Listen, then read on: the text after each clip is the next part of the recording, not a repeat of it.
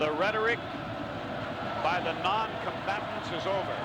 It's down to the players. Pitt and Penn State. Pitt Stadium is jammed like it has probably never been before. Penn State has won the toss. Eric Schubert will kick off for the #1 ranked Pitt Panthers. Kevin Bow will be in the middle for Penn State. On his right will be Tony Mumford. On his left will be Harry Hamilton.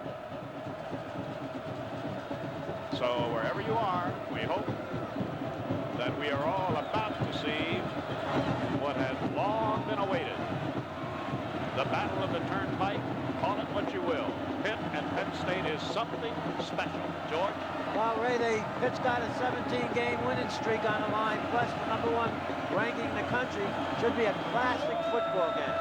And here we go. Good kick. Kevin Bow will not run it out. So Schubert does his job. Now the Penn State offense. Blackledge at quarterback. Tom Barr will start at fullback. John Williams at tailback. Kenny Jackson at the 1 wide receiver spot. Greg Garrity at the other. First down, Penn State at the Penn State 20. Jackson and Garrity are wide to the left.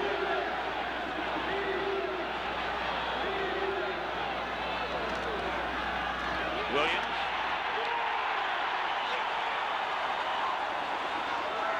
Practically no gain as linebacker Rich Cranick made the first hit. No gain. The offensive line, Mike Munchak, Jim Romano, Sean Farrell, Pete Spiros, Vito Cav is listed as the tight end. Second down and still 10 at the Penn State 20. It is McCluskey starting at tight end, not Cav. A mistake, no gain. That was a mishandoff between Blackledge and their tailback.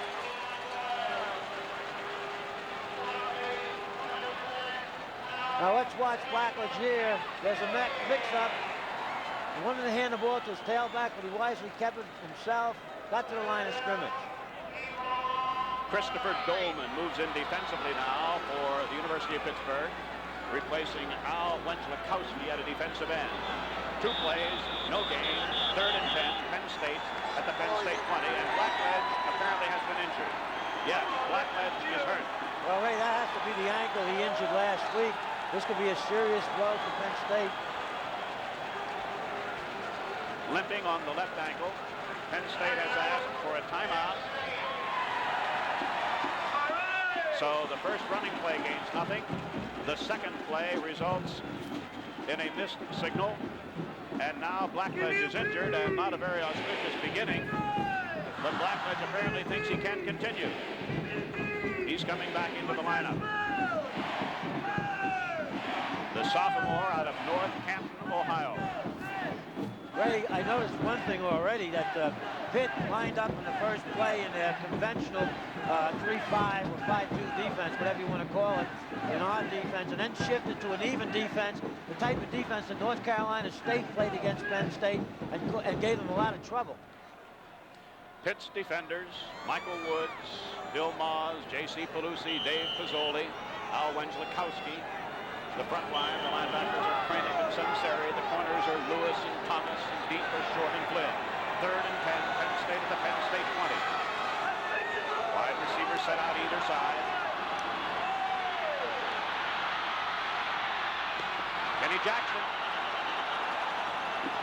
Catch, they gave him the catch, Ray. It's a catch. It's right on the line. It appears to be, no, another official said no.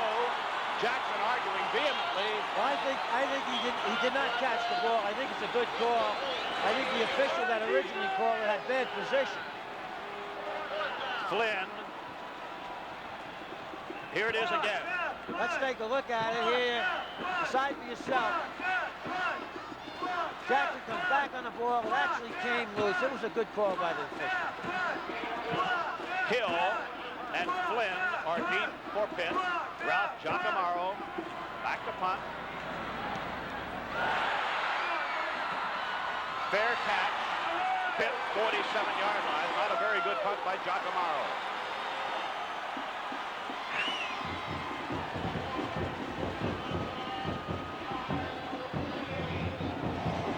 Edit cue number 1. Penn State took the opening kickoff, could not move, punted. Pitt has the ball.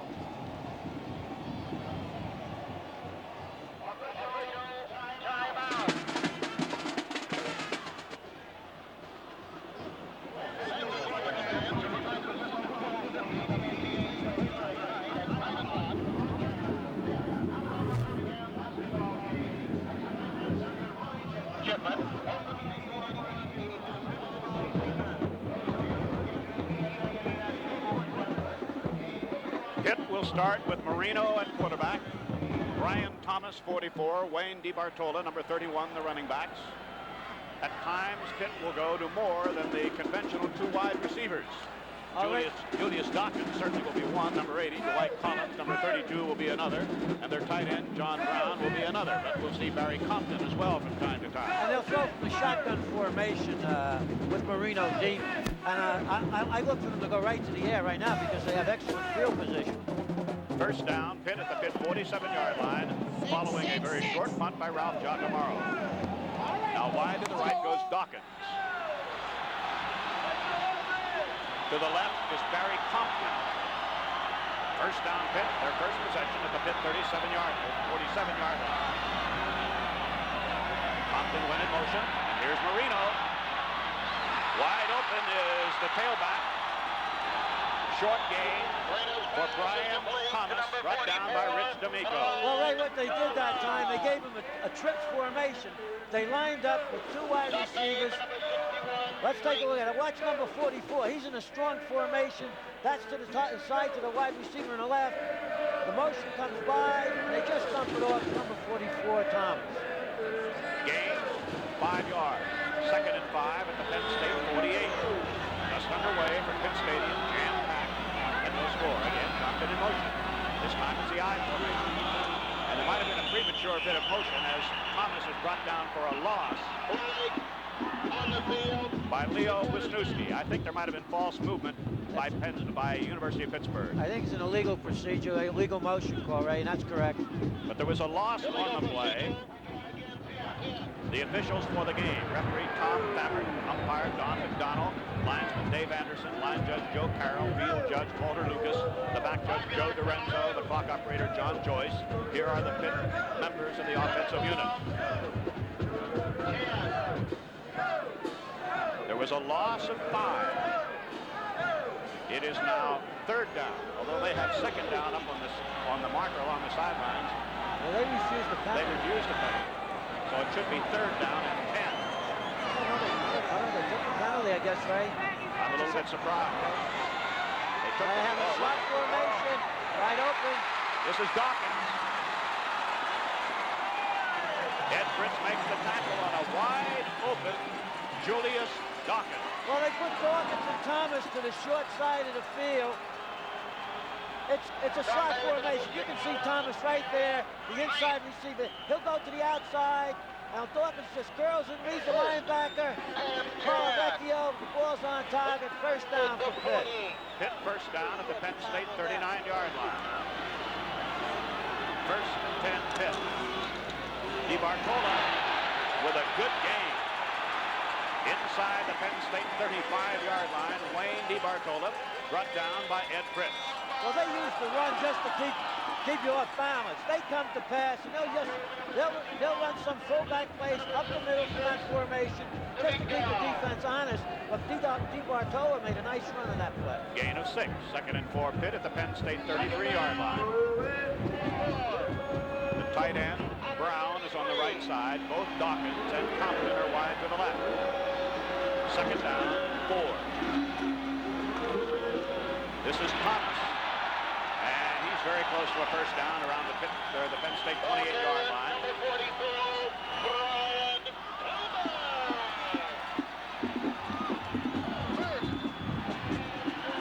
First down, Pitt, Penn State, 28-yard line. Now let's identify the offensive line.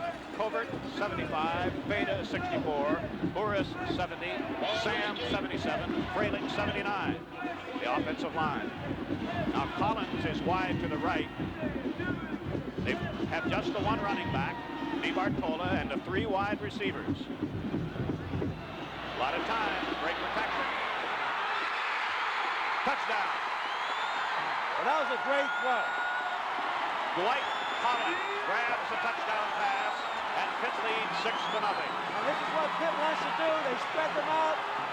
Penn State does not put much of a rush on. Let's take a look at it. Let's watch Collins. It'll be to the right of the screen. Marino looks off the coverage. A perfect post pattern. Got the inside on his man Jackson. Touchdown. The try for the extra point by Snuffy Everett. And Pitt takes the lead by 7-0 on a beautifully executed drive following a short punt by Penn State. Edit cue number 2. After Pitt moved for a touchdown on his first possession, Penn State has the ball, trailing 7-0.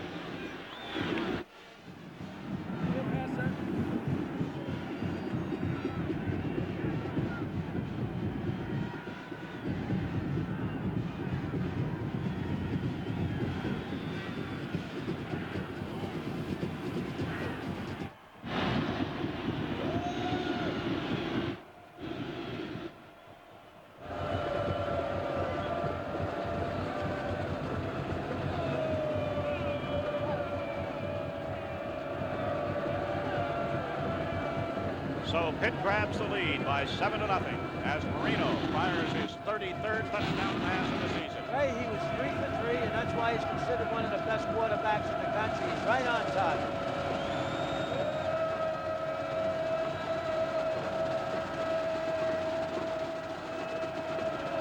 Eric Schubert to kick off. Short kick. This is Hamilton at the 11.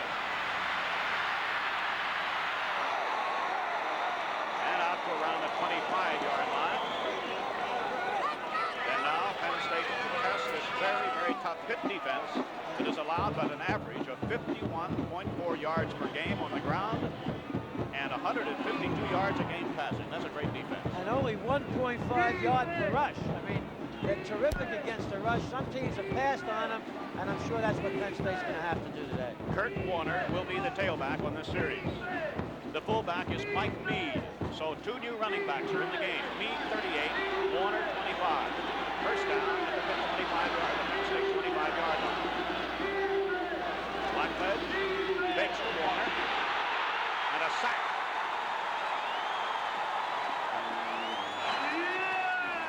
Michael Woods, number 96. All right, Penn State goes to a play-action pass, but to the right of the screen, number 96, Mike Woods comes on a blitz. Down goes Blackledge. Loss, 5 yards, 6 yards. 2nd and 16 at the Penn State 19-yard line. Garrity to the left, Jackson to the right.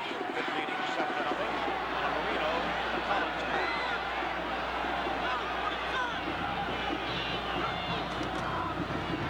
Warner. About 3 yards for Warner. It will be 2nd down and about 13 as Rich Kranick makes the tackle. Well, I don't know whether because of Penn State's poor field position. We'll see as the game goes on. But right now, the way Pitt has planned its defensive strategy, they're ignoring the possibility of Penn State having a passing game, and they're playing one-on-one on the wide receiver. 3rd and 17, 3rd and 13 at the Pitt State 23-yard line. Fake to Warner. A screen pass is dropped by Warner, so far, the first 2 series, Penn State hasn't been able to do anything right. Well, they don't look sharp at all. unfortunately for Penn State, the play was there. Now, Kurt Warner does a good job of faking. It's really a kind of a middle screen. He fakes the Kurt.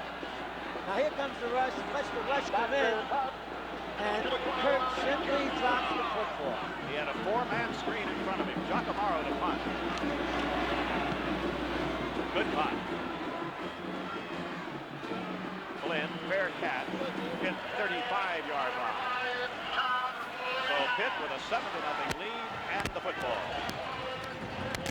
Edit cue number 3. After Penn State could not move on its second possession, the Lions punted. Pitt has the ball.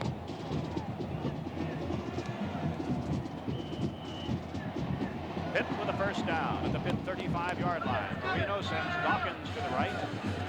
Compton to the right. He moves his tight end, Brown, out to the left. Now Compton comes to the left. Now he moves Thomas over to the right. So in effect, he has 4 wide receivers and 1 running back, DiBartolo. He overshoots Compton, but there was pretty good coverage by Hamilton. Well, Ray, it's just they keep the fullback back there, and they put out 4 wide receivers, hoping to spread the defense, and they can run the sweep to the fullback, or if they get vacancy up the middle, come up the middle with the fullback. But so far, Penn State has put absolutely no pressure on the quarterback, Marino. Dawkins goes right, Compton goes left. Thomas is in the slot to the right. 2nd and 10 Pitt at the Pitt 35-yard line. First quarter, 9:16 left, 7-0 Pitt. DiBartolo, good hold. First down on Penn side. Well, that's what they were looking for, which we just mentioned, that their spreads are out, and you loosen up your linebackers. They'll audible at the line of scrimmage and run that fullback up the middle. Let's take a look at it. Penn State went into an odd look. Now Pitt 61 went to his right for some reason. I don't know why. There was a big hole up the middle. DiBartolo gives Pitt a first down at the Pitt 49-yard line. Wide receivers to the left this time. They keep Thomas in the backfield. Look, there's a false move by Brown, the right end. And he made contact, Ray, so that would be an automatic 5-yard penalty against Pitt. Again, I say so far Penn State has not chose to put any pressure on the Pitt quarterback. Dan Marino, who played his high school football practically within walking distance of Pitt Stadium at Central Catholic High School. Illegal procedure.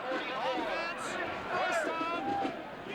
Jackie Sherrill talking with members of his staff along the near sidelines. 1st and 15 Pitt at the Pitt 44-yard line. 7-0 Pitt leading first quarter. DiBartolo is jammed up at the line of scrimmage. Matt Bradley had a job. Practically no gain. It will be 2nd down and 15. Well, this is a similar play as the one before when DiBartolo made a nice gain. However, Valavecchio smells it out, and up for 67, and Ashley, number 37, they come in and they stop him for no gain. 2nd down, 15 at the Pitt 44. Now this time, Thomas is over in the slot to the right. And the tight end split out. So in effect, there are 4 wide receivers. Marino trying to get things straight with his teammates, but he's taking a bit too much time here. Out of protection. To the tight end. Wide open. Brown, the tight end. Mark Robinson made the tackle. He does a great job of picking out the secondary receiver, but once again, Penn State is dropping everybody off. Let's watch and see. Watch the linebackers, Valavecchio. They're trying to get in position, but there's no rush. Now, this is the tight end, Brown, just streaking right down the field. Comes back to the ball and makes a good catch. First down at the Penn State 23-yard line. Again, look, see him take the inside move. He's just, the ball's a little behind him, but he turns and makes the catch.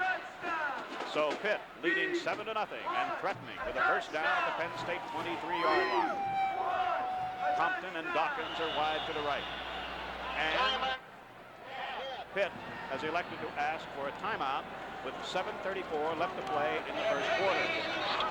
All right, they have to go after Marino because he's too good and he's got too much poise to let him stand back there, and he goes from off his primary receiver and sometimes picks out the secondary and the third receiver very well. He might be the best quarterback in the country.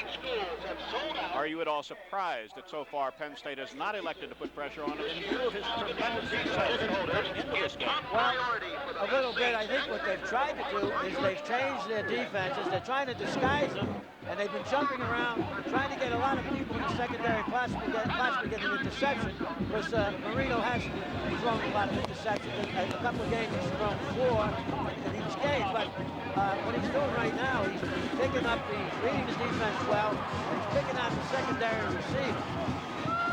When play resumes, Pitt will have a first down at the Penn State 23-yard line, leading 7-0. Penn State in 2 possessions has yet to pick up a first down. 7:34 left in the first quarter. The Penn State defenders are Ashley, Ofer, Wisniewski, and D'Amico, Bradley, and Fritz, and Malavecchio, Hamilton, Robinson, Langford.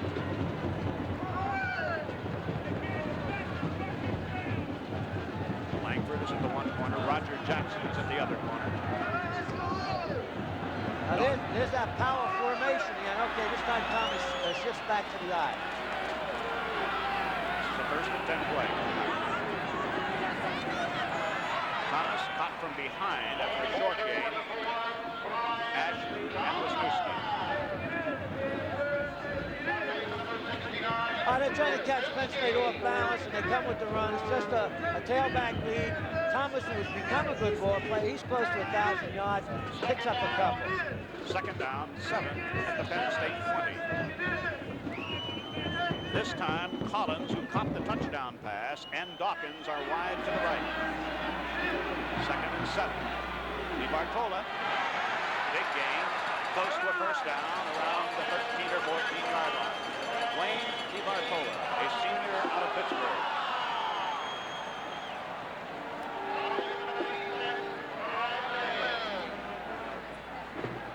Getting up very slowly is DiBartola. He's what we call a bread and butter player. He's not, doesn't have outstanding speed. He's one of those guys who just keeps smart, he keeps going at you, and he makes a great contribution. But I think Penn State's defense must get much more aggressive. Marino's doing a great job of finding the opening, not only with the receivers, but also the gaps in the defense for the running game. Measurement for the down. Short. A change defensively. Greg Gattuso replaces Dave Oper, number 70 Gattuso, who made the interception last week against Notre Dame, following which Penn State moved to its winning touchdown. Number 70, Greg Gattuso, in defensively on 3rd and less than 1 for a first down. Pitt is already ahead 7-0 and threatening to score another. 6:35 left to play in the first quarter.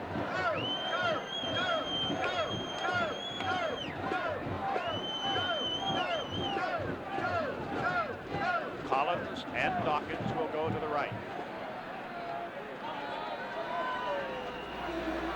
We're ready to go. DiBartola and Thomas, the running backs. A sneak by Marino. It would appear he has enough for a first down. George, correct me if I'm wrong. Is this not extremely close spacing by this offensive line? Yes, well, Ray, they do that for the pass protection. Now, Marino's a big quarterback, 6'4". He sneaks to the first down. You're right, they go toe-to-toe, so they make you rush. The only way you're going to get penetration is from the outside, and then he'll dump the ball off to a back, a safety valve swinging. And it's a toe-to-toe offense for pass protection. First down, Penn State 12-yard line. 4 wide receivers, including Thomas, the tailback, who is off to the left. A lot of time. This is DiBartola. And practically no gain. About a yard. That was covered very well. Well, Ray, what Marino does is he looks up, he'll look to the right, see coverage, and now dump it off to the number 31, his fullback DiBartola. He's a safety valve, And as we said before, that's why they have their linemen toe-to-toe for better pass protection. Wisniewski and Gattuso, the two tackles, made the stop. No gain. 2nd and 10 Pitt at the Penn State 12-yard line. Collins comes left. Tight end Brown comes left. Thomas is to the right. Dawkins to the right. There goes DiBartola to about the 9-yard line. Brought down by Prince for 1. 3rd down. 3rd down at the 8. At the 9. So 2 running plays have gained 3 yards. Here's the big play. 3rd and 7. This is a very big play for Penn State. 3rd and 7. And again, 4 wide receivers. Now they got the tight end split out. A lot of time. Touchdown. Dwight Collins. Was that a great throw and a great catch? 13-0 Pitt, as Penn State has shown a total inability to stop the passing of Dan Marino. Now let's watch this. This is between double coverage. It'll be to the right of the screen. Collins does a deep post. There's double coverage, and the ball is nice and high, allowing him to leap up. He splits the defenders. That's a great, great execution. Extra point attempt by Snuffy Everett. And Penn State has trailing now as Pitt moves to a 14-0 lead with 4:47 left to play in the first quarter. Pitt has had the ball twice. Pitt has scored twice. Penn State has had the ball twice and has yet to pick up a first down. And Penn State has not laid a hand on Dan Marino. Edit cue number 4. Following Pitt's 2nd touchdown of the game, the Panthers lead 14-0 and Penn State has the ball.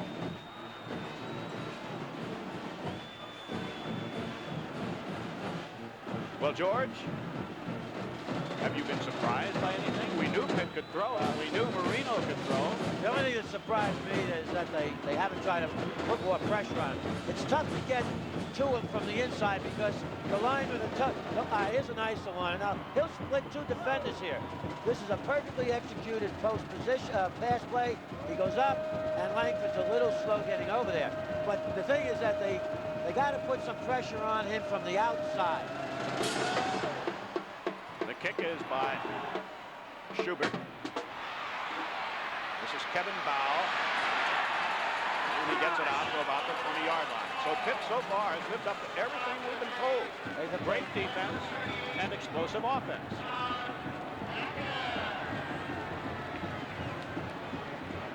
Williams will be the tailback.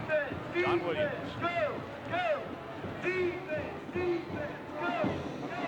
Blackledge has been able to shake off what appeared to be a slight ankle injury or perhaps re-injury. Barr is the fullback.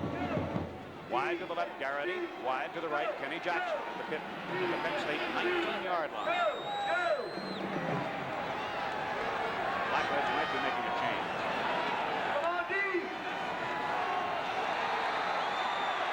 Tom Barr is hit behind the line by linebacker Sal Sanseri.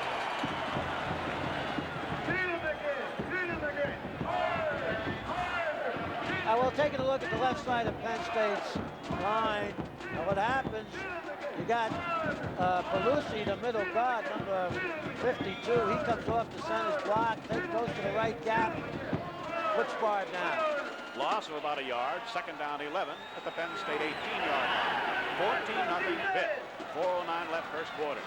Blackledge has some time. This is Williams. Short game beyond the 25-yard line where Penn State will have a 3rd down and about 4. They dump it off to Williams. This is what they have to do. They have to loosen up that Pitt defense. The defensive line of Pitt's just sitting there playing around. This Blackledge, this is Williams coming out of the backfield. You get a kid like that upfield with some running room, he can do some damage.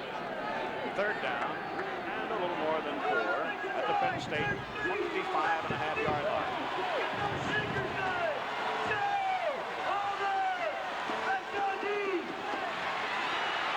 Blackledge lost 5 yards.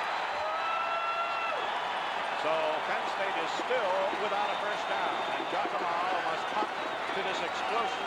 Yeah, well, wait, they blitzed number 66 in Sari, and Flagler's decides to keep it. I don't know if this is a design play or not. He has no guard out there in front of him. I just think it was another broken play. The tackle was made by Al Wendlikowski. Giacomo to punt for the third time. Flynn is the deep man. Hill in front of Flynn. Good punt. Great punt. To the Pitt 20-yard line. Flynn.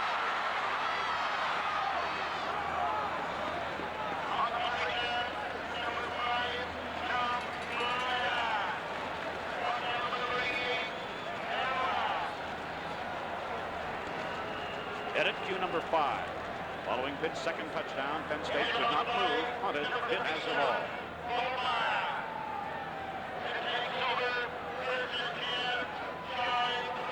A Penn State player, I believe it is Kirk Bowman, was injured on that punt return. It appears to be an injury to his left leg. Pitt will have the ball and play resumes at the Pitt 32-yard line, 1st and 10.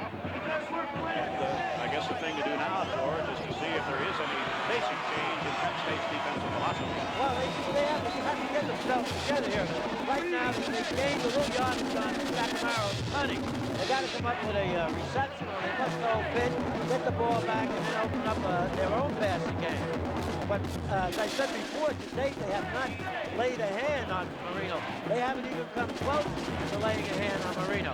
And they must put some kind of blitz from the outside, because they're Pitt's offensive linemen. They line up toe-to-toe, and they prevent anybody from penetrating from the inside. So you got to give some outside pressure on the quarterback and expect that your defensive backs can play a little man-to-man coverage and put enough heat on the quarterback that he has to get rid of the ball quickly. Kirk Bowman still receiving attention. So far, Pitt has shown an excellent mixture between the pass and the run. Bowman comes up limping.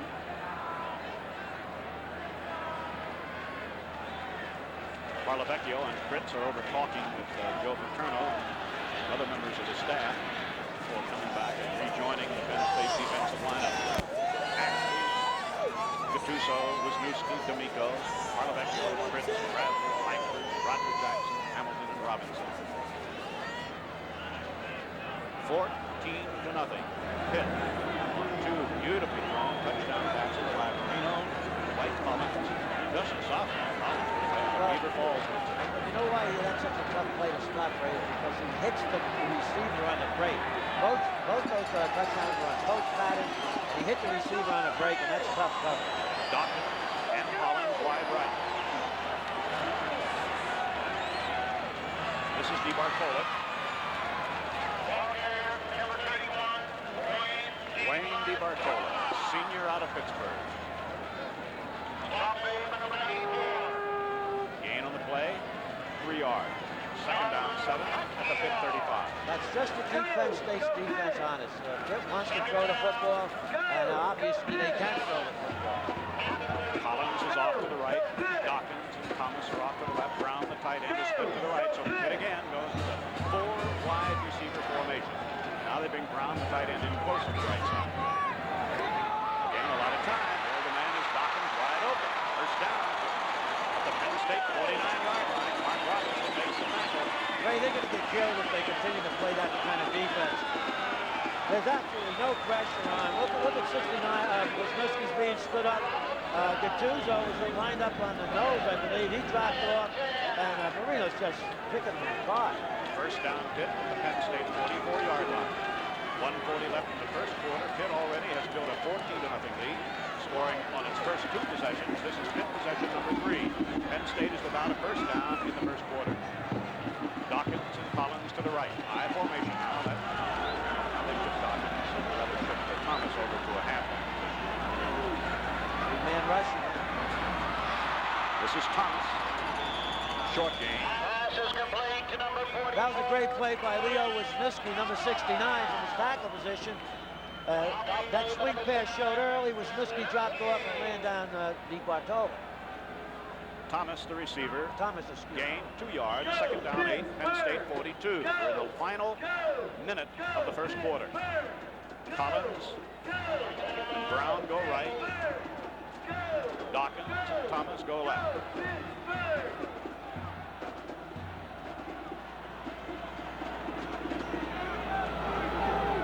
Second down, 8. Quick pass to the tight end Brown. Evades one tackler. He evaded Malavecchio. And it's another Pitt first down. You're looking at a great passing offense and a great quarterback. This time he's looking for the first down. He dumps it off to his tight end Brown. He runs a route just deep enough to get the first down. The one official had already signaled first down, but apparently either an official or Penn State said, hey, let's measure, whatever. 21 seconds left first quarter. Dan Marino looking up everything that he heard about.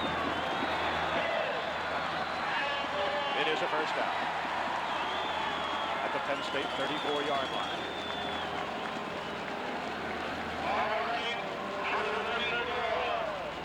Barry Compton, number 19, will be a wide receiver when the Panthers break huddle. He comes out to the left along with Dawkins. Tight end Brown is on the right side. This is Thomas to the 31-yard line where cornerback Roger Jackson makes the tackle. And that's the end of the first quarter with the score. Pitt 14, Penn State nothing. We'll be back. Second quarter action right after this.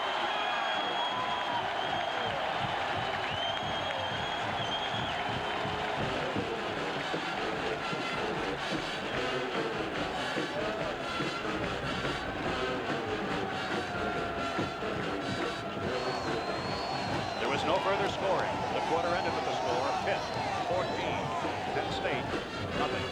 We'll be back with second quarter action right after this.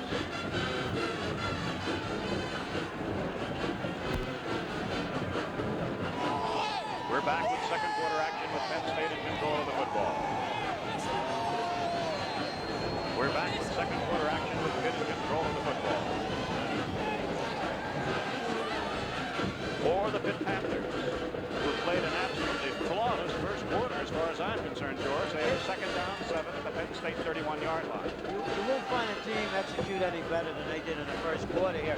And another thing that's a little surprising to me is that Penn State is going to have to get some big plays if they're going to have any chance of winning the game. And we were informed that Kurt Warner was okay, that he could play, but he's only showed a token of experience so far. First quarter, no first downs for Penn State, 8 for Pitt. Penn State -8 rushing, 8 yards passing. Pitt 43 yards running, 119 passing, 162 yards for Pitt. No yards for Penn State. That is a flawless defensive first quarter. Well, I mean, offense, defense, they certainly look like the best team in the country. We've seen some good ones this year, and nobody's put an exhibition like they have on at this so far in the first quarter. Second down, 7, Pitt at the Penn State 31-yard line. One setback, DeMarcola. Look at the time Marino has. He's throwing for Collins. Is it intercepted? Yes. Intercepted. Roger Jackson for a touchback, and Pitt has lost the football, and Penn State will have it at their own 20. Well, that's the first mistake that Marino made, but I actually think he was trying to throw it out of bounds. He just didn't have enough zip on it. His primary receiver was to the left, was covered. Now he goes deep here. Penn State is in the right coverage. Jackson's behind the receiver, and he catches it before he goes out of bounds. All right, Blackbed, apparently recovered from that slight ankle injury, comes sprinting into the huddle. Warner will be the tailback. Meade will be the fullback. First down, Penn State at the Penn State 20 on the first turnover of the game. Kenny Jackson to the right and Greg Garrity to the left. They're practically ignoring Garrity. First down. Warner, first down, 32-yard line. But he was still a little slow delivering that ball. He should have hit Kurt a little quicker so he could get upfield and go into his running act. But this is what Penn State has to do. They got to open up spread Pitt's defense also. Penn State's initial first down of the game at the Penn State 31-yard line. Vito Cab, number 85, after missing weeks because of injury, is the tight end on the right side. Warner, short gain to the 34-yard line. Gain of 3. It'll be second down, 7, upset by Sal Sunseri, the leader of this great, truly great Pitt defense.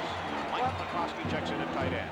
Ray, you can't see it all. The viewers can't see it all. But there's an awful lot of internal stunning going on in that Pitt defense. And that's why you got to get to the ball to the outside of these wide receivers. Kenny Jackson now with single coverage on him right now. Second down, 7.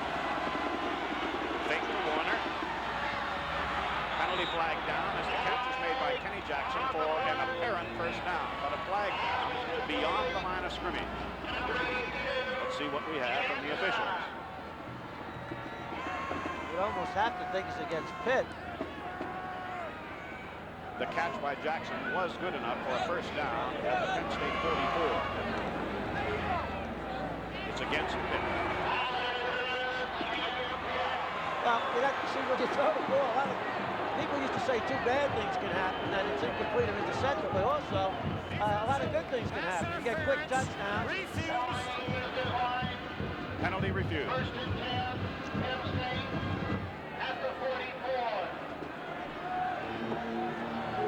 Now they have some field position, right? Pitt leading 14-0 early second quarter. Penn State has the ball after the interception in the end zone by Jackson. Penn State has moved to its initial 2 first downs of the game. First and 10 at the Penn State 44-yard line.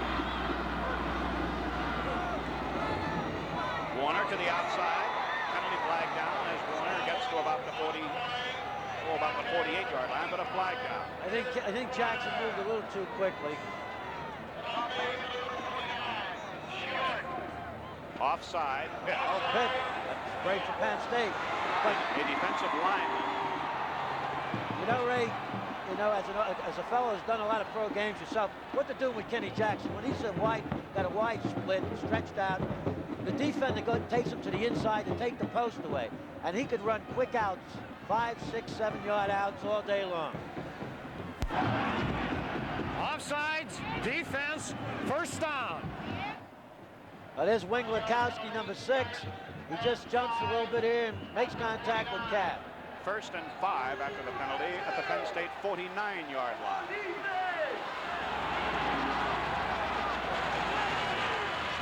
Fake to Warner. He's going deep for Jackson. Oh, couldn't quite hold on to the 1-yard line. Well, the ball was there, pretty good throw. Blackledge had plenty of time. He's got to make the receiver run a little bit. Now, let's watch Kenny Jackson. He has to look back for the ball while he's trying to beat 2 defenders. Good faking, though. Now, you get your hands on these, you got to catch them. So on the incomplete pass, it is now second and 5 at the Penn State 49. Kevin Powell replaces Jackson. Jackson ran that deep pass to Powell, number 11, off to the left. Now in motion. Kurt Warner. And Warner looks like he might have a first down. They're looking like... Depending on where he's out of bounds. And there's a penalty flag down as well. We may have a face mask here against Pitt. Yeah, there's the signal. Face mask penalty against the Panthers. Well, Ray, you see how the passing game is opened up the running game for Penn State a little bit. Now they put 2 receivers to the wide side of the field. Pitt loosened up because they haven't thrown the ball. They come back to the short side to Warner. Now they get a face mask, and now they got something going a little bit. First down after the penalty at the Pitt 32-yard line. Here's the Number 9. explanation. Face mask, defense. They got a little bit of a drive going now, Ray. They have to mix up their plays, blend the pass and the run, try to get into the end zone. First down, Penn State at the Pitt 32. Garrity to the right, Kenny Jackson to the left, Mike Meade the fullback, Kurt Warner the tailback.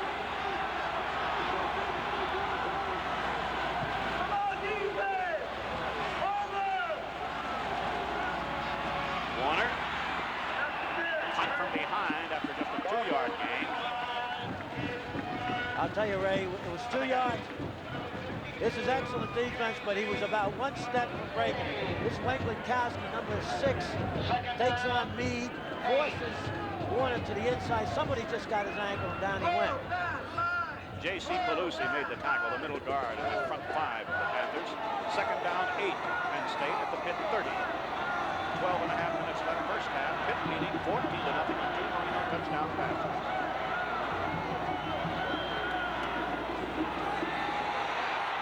Yeah. This is McCluskey. Tight end. Down to the 2-yard line, and Blackledge beat the blitz. All right, they came with the blitz, and they hit the tight end right up the gut, right down the middle, which we like to see. He's 6'6".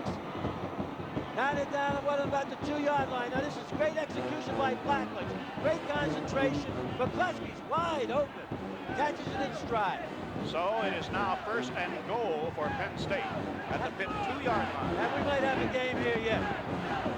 2 tight ends, Cav and McCluskey. A full house backfield. The power eye, Jonathan Williams, is also in there along with Meade and Warner. Warner in motion. Mike Meade, touchdown. And that's the first point scored against Pitt in 12 quarters. And we might have a game. Penn State moves 80 yards following the interception of a Marino pass by Roger Jackson. It is now 14-6.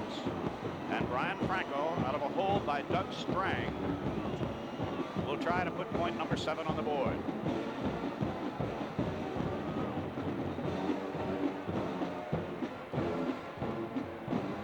.55 left to play first half.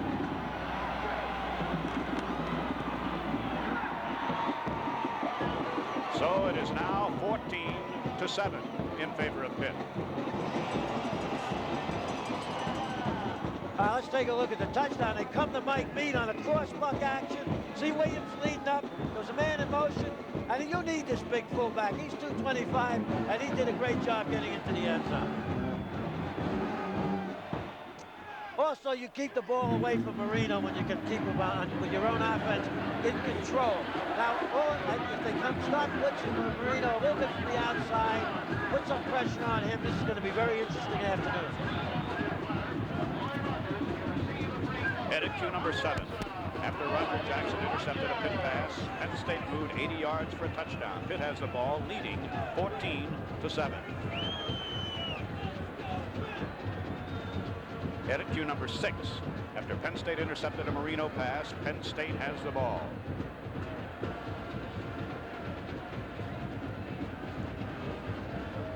The deep people for Pitt will be number 26, Tim Lewis, number 20, Bailey, and number 3, McIntyre. Brian Franco will kick off. 11:55 remaining first half, 14-7. Pitt. And this next series with Pitt with the ball is going to be a very, very pivotal part of this ball game to see if Penn State can stop them again.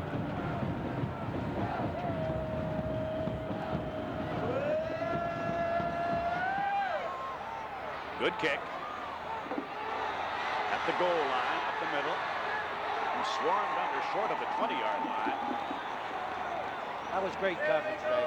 Tim Lewis brings it out to the Pitt, about 17-yard line. A very good position here for this Pitt offense to take over. But they've shown the ability to move from just about anywhere with the great passing arm of Dan Marino. And they're not afraid to throw the ball from any position on the field. Dawkins and Thomas are to the left. The one running back is DeBartola. Dwight Collins to the right. He has already caught 2 touchdown passes. Tight end John Brown, who has caught a key pass today. Tight end to split out to the right. So 4 wide receivers for this wide open Pitt passing attack. A lot of time again. Marino. A lot of time. And there's Dawkins. Ray, what they're doing, Penn State, is taking their defensive ends. That time, let's take a look at 66 D'Amico. They're putting him on a stack on the tackle. They're asking their tackles to contain from the outside. They're trying to get as many people dropping off as they can, but he's still picking out the receiver. They'd be better off if they put pressure on him from the outside. First down Pitt at the Pitt 41-yard line. Dan Marino, just a junior. DeBartola. run just enough to let you know they can run, but there's no doubt they don't make any mistake about it. They said, we're going to throw, and if you're going to stop us, you're going to stop our passing attack. Well, the way he's throwing the ball, I mean, he's hitting these guys on a break.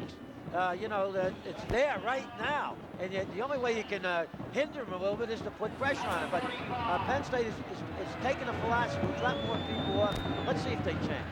2nd down and 6 after DiBartola picked up the 4 yards. Same formation, 4 wide receivers. Now here comes the makeup. This is Dwight Collins. Dealt it out after a 1st down and a penalty flag. Parlavecchio came in on Collins out of bounds, and a penalty flag is the result. Well, this is a foolish penalty against Penn State. They just got back in the game. It's a dump off. They had the right call. It's a little dump off to Collins. They're playing him loose. Roger Jackson makes a tackle. It's a late hit, and it's a good call. And the officials must make these calls to keep the ball, the game under control. Very, very costly penalty against Penn State. What? Wait a second, Ray. Wait a minute. I think There may have been a double penalty. I think they might have had offsetting penalties. That's the only thing I read here. But they're bringing the ball back. Let's see what we have. Well, you know what I think happened? I thought there was a late hit. In all fairness, I thought that... I don't think there's any doubt about it. Okay, but I think that they called it on the Pitt bench. The Pitt bench. Offsides, offense. Offside, offense. Now a 15-yarder. So Chet Parlavecchio is going to have to get himself under control. Dead ball, personal foul, defense. 1st down. Number 55 for Penn State, Roger Puzz, has checked in defensively. Number 55, a linebacker. A 5-yard penalty against Pitt offside, but a 15-yard penalty against Penn State for a personal foul, and Pitt has a 1st down at the Penn State 45-yard line. 10:46 left to play 1st half. Pitt leading 14-7. This is Brian Thomas for 5 yards, where he runs into Walker Lee, Ashley, and Ed Prince. Brian Thomas, junior tailback out of Oberlin, Ohio. All right, now Pitt knows that Penn State's got their ends dropped off, and there's only 3 men on the line of scrimmage, so they go to the run and play, and they pick up a few, but they're going to throw. 2nd and 5 at the Penn State 40. Again, Penn State has to defend against a 4 wide receiver formation. Wide open, Collins. 1st down, Pitt.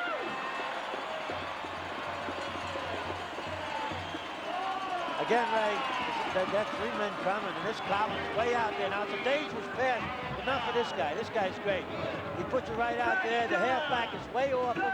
He dumps it out there, and it's an easy play for Pitt. 1st down at the Penn State 25-yard line for the Panthers. And except for the interception thrown by Marino, this Pitt offense has been, well, it's been awesome. Just that. 1st down at the Penn State 25 for Pitt. This time 3 wide receivers. They keep in the tight end Brown. There goes DiBartola. Very little yard. 1 yard. So you can just bet Pitt to go to the air on 2nd and 9. Here we get an outstanding hit. I think it's by Parlavecchio. Yeah, he comes in. He really sticks him. But their problem is not going to be stopping the run. They got to make some adjustments against this Pitt passing offense. You got to play some man-to-man coverage to get a rush. 2nd and 9 at the Penn State 24.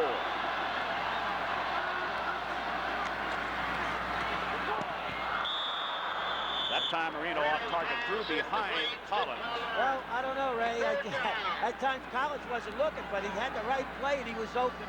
He was open again. He ran that post. He drove it to the inside. He caught it. It was a touchdown. 3rd and 9. Compton, the wide receiver, goes out. Brian Thomas, the running back, number 44, comes in. Now they're going to bring 2 wide receivers to the right, 2 wide receivers to the left. 9:01 left to play, first half, 14-7 Pitt. See how many people Penn State has dropped off. There's 3 men on the line of scrimmage. There's a penalty. There's a delay of game. That's a break for Penn State. Flag on the field. So instead of being 3rd and 9, it will be 3rd and 14. Illegal procedure. Against Pitt. Well, what's happening a little bit, the only benefit they're getting out of Penn State of a 3. Shouting instructions to his teammates. Penn State doing some shifting around now on defense. They're going to go to Collins. Out of time. All right. Intercepted. This is Robinson. That was a great play. Great play. And the Pitt intended receiver is really hurt. Well, that's what you got to do. That's Roger Jackson made the hit. But I tell you, Marino's fantastic. That ball was right on the money. Let's watch this straight drop back action. Watch him drill the ball in there to the receiver. He gets hit as the ball comes to his hands. That was Roger Jackson, made a great hit. At 32, Robinson picks it off. And Penn State now has an opportunity to move closer and closer to the Pitt Panthers. Meanwhile, the Pitt intended receiver, Julius Dawkins, and I mean he's an outstanding receiver, a junior from Monessen, is continuing to receive attention.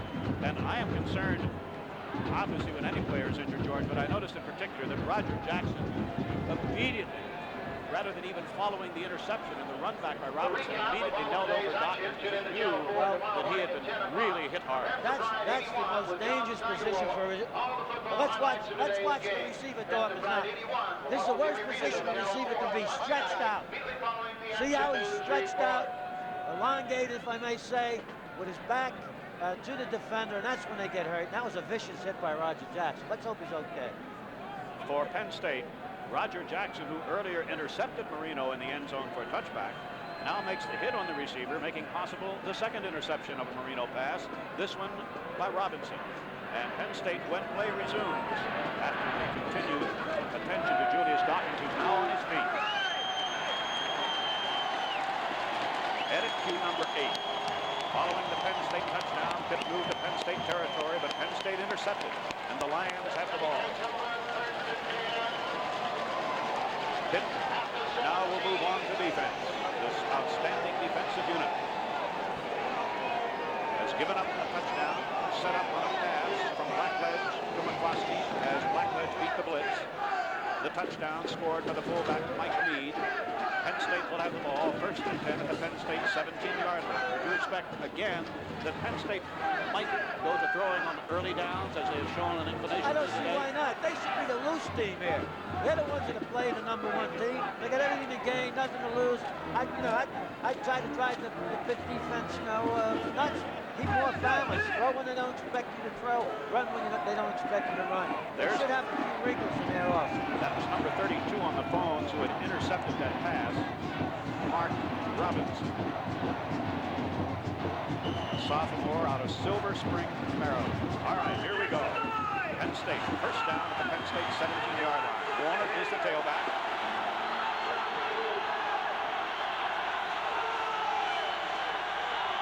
Jackson in motion. Kurt Warner, bit of daylight. Not very much. Out to the 19-yard line for 2 yards where he ran into tackle Dave Pizzoli. There was a hold for a minute. Actually, they go to the draw play to Warner. Now, Pelusi, he comes off the block, number 63. He comes off his block, closes to the inside, makes a tackle, and Cranack, 55, was also there. McCluskey replaces Cab at tight end on the right side. 2nd down, 8 at the Penn State 19-yard line. 8 minutes left first half. Again, Jackson in motion. Fake to Warner. In and out of the hands of McCluskey and almost intercepted. It'll be 3rd down and 8. Well, that time McCluskey ran a 4 route, Ray. As he came up the middle, he ran into the coverage. He should have stayed straight up and don't run into the coverage. You got to read it a little bit, especially the linebacker coverage. Williams replaces Warner at tailback on 3rd and 8 at the Penn State 19-yard line. Just joined us. Pitt is leading 14-7 after leading 14-0. Second quarter has 7:46 remaining.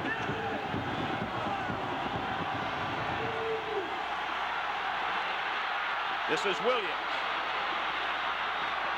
And an excellent defensive play by Sal Sunseri, limiting Williams to about a 2-yard gain. It'll be 4th down. That was a great play by, let's watch Sunseri here, but Williams should have waited a second to pick up a blocker he had out there. Let's see if we can see the blocker that's in front of him. That, you don't see if he's coming from the left. It could be number...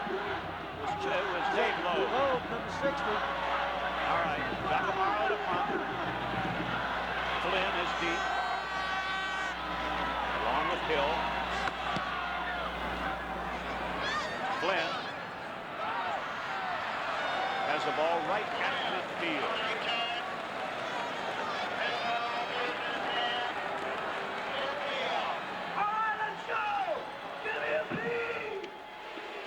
Hit at cue number 9. After Penn State intercepted for a second time, the Lions could not move, punted. Pitt has the ball. Bill Wallace, a sophomore wide receiver out of Flemington, New Jersey, number 25, is going to be one of the Pitt wide receivers. I don't think we've seen him yet today, and I'm sure he'll be replacing Julius Dawkins, who was hit so very hard on that pass interception. Apparently he's not real ready to come back into the game. 6:57 left to play. First half, Pitt 14, Penn State 7, before a jam-packed Pitt Stadium. I've come to Pitt Stadium for almost, well over 30 years, George, and I've never seen this many people here in this stadium. They're being treated to a great game. The thing is settled down now to a good football game. It's going to be Pitt's pass against Penn State's running game. The problem for Penn State right now is they have to further neutralize Dan Marino. Change at offensive tackle. Greg Christie, number 73, out of Freeport, a sophomore, is on the left side for Pitt.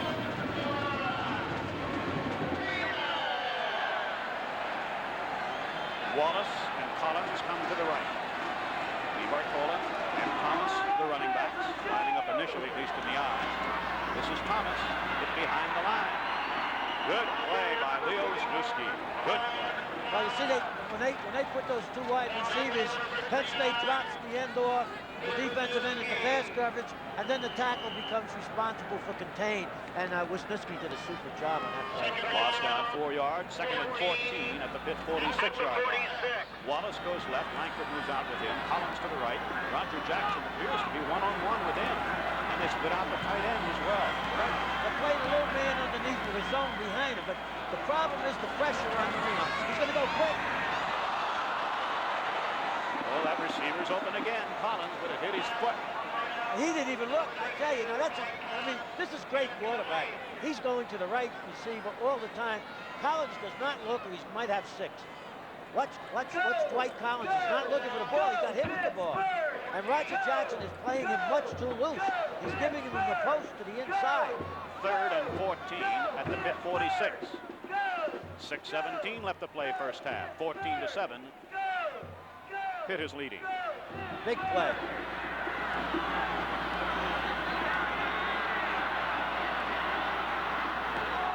Fumble. Penn State has it. Penn State has it on Pitt's 3rd turnover at the Pitt 44 or 45-yard line. Greg Gattuso, who made that big interception last week. But Ray, let's give credit to the defense. Sometimes we criticize defensive strategy because it's not putting pressure, but the defensive alignment, the disguising of the defense upset Marino so much that he pulled out without the football. And I'm exactly right on that, and it's a credit to the defensive strategy on that. Let's watch it. Comes out without the football. Penn State has it. Gattuso recovers. First down, Penn State, Pitt 45. 2 wide receivers to the right. Mike Mead gets absolutely nothing. Boy, this kid is so tough against the run. Tackle Dave Pizzoli. Well, Ray, because they're always taking everything to the inside. Penn State, if they're going to get outside, they better use that option that they showed last week against Notre Dame on the goal. There was a penalty flag down.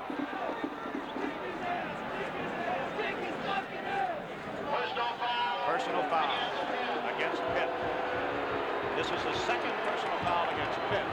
One so far against Penn State. This is a 15-yarder. And now Penn State, trailing by 7, will have a first down at the Pitt 31-yard line. Well, these kids are playing for real. Dead ball, personal Now foul, come back with defense. with a play action pass. First They got down. something good in their bag. Following a 15-yard penalty against the Panthers on a personal foul, Penn State has a first down at the Pitt 31-yard line. Pitt is leading 14-7. Jackson in motion. Warner trying to get outside. Got a block. Got outside. He got outside. He's down close to a first down, about an 8 or 9 yard gain around the Pitt 23-yard line. Well, how he got outside, he gives the defensive end a change of pace. Now watch, this is a great run. Great one, a following Munchak, 78, this fullback. He slowed down for a second, and Mike was at the 96. He slowed down with it. Then he went into another gear, and he got around the corner. Gain of 8. Second and 2 at the Pitt 23. Garrity to the right, Jackson to the left.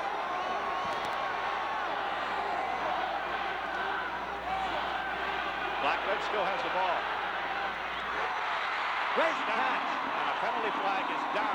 Garrity made the catch, but a flag down at the Pitt 12 around the 9-yard line. I don't figure that one out, Ray. I mean, it was a great catch, so it can't be against Pitt. Unless Penn State, unless he pushed off before he made the reception. It must be against Penn State.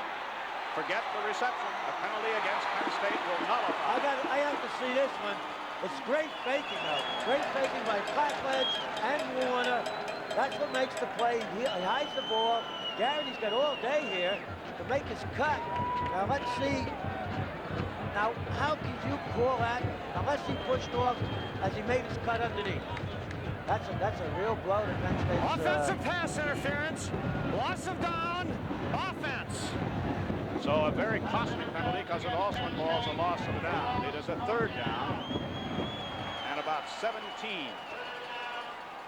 An apparent completion to the Penn State 11-yard line is nullified on a penalty against Penn State, and it includes a loss of a down. Well, I know Joe Paterno's upset about that because everybody centralizes on the reception, and certainly the interference that could not have occurred on the reception, it would have had occurred as he made his cut to the inside. Now, whether he pushed off or not, we didn't see.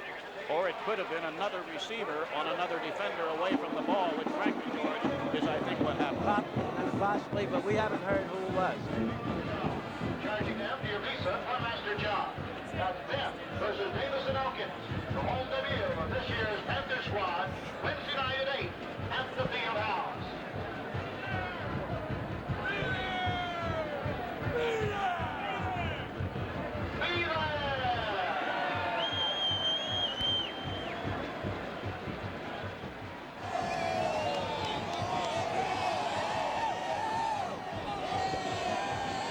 Penn State has just been penalized for offensive pass interference. It also involves the loss of a down. Penn State must reach the 21-yard line. They have the ball at the 37, so let us say 3rd and 16 for Penn State. 5:39 left to play. First half, Pitt is leading 14-7, scoring on its first 2 possessions on touchdown passes from Dan Marino to Dwight Collins. Well, the loss of the downs what hurts me because they'd like to come out of this with at least 3 points. They've had the benefit of 3 turnovers, and when you get turnovers, you got to make some points out of it. Mike Meade will again be the fullback. Warner is the tailback. Jackson to the left. Well, they got a double on Jackson.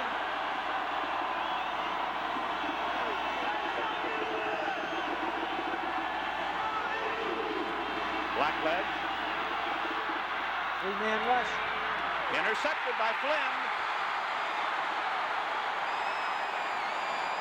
That was tipped, Ray. Somebody tipped that football. So Penn State turns it over, and Pitt has the football. Let's take a look at it. Let's see if we can see who tipped it. Garrity tipped the ball. Let's see it. No, that was the defender tipped that ball, and it went into Flynn's hands, comes up the sideline, and stopped Penn State's stretch. Flynn runs it back before going out of bounds at the Pitt 31-yard line. First down, the Panthers. Collins and Wallace to the right. Dawkins has not been able to return since being injured.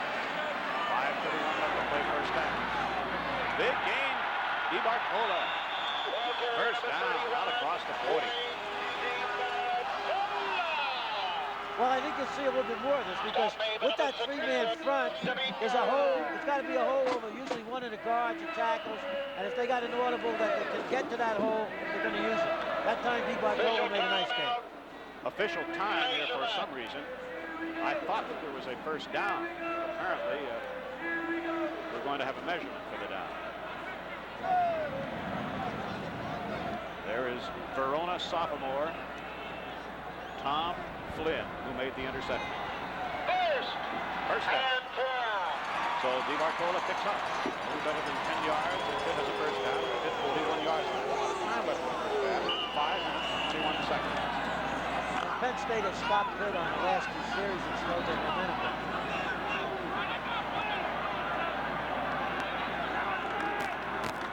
DeBartola this time, there's nothing there. Ball carrier number 31, Wayne DeBartola. Well, they came back with the same play, only to the other side. Walker Lee Ashley stopped it. And Leo Wisniewski. Gain 1 yard. Second down, 9. Wallace goes to the left. Collins and Brown, the tight end, are out wide to the right. Thomas, the running back, is off to the left.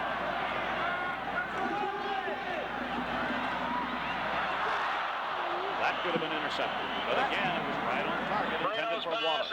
Great passer. He reminds me of Joe Namath at his best. He's got that quick release. He fires the ball. He's decisive. He's a decisive quarterback. He's confident he can read the defense.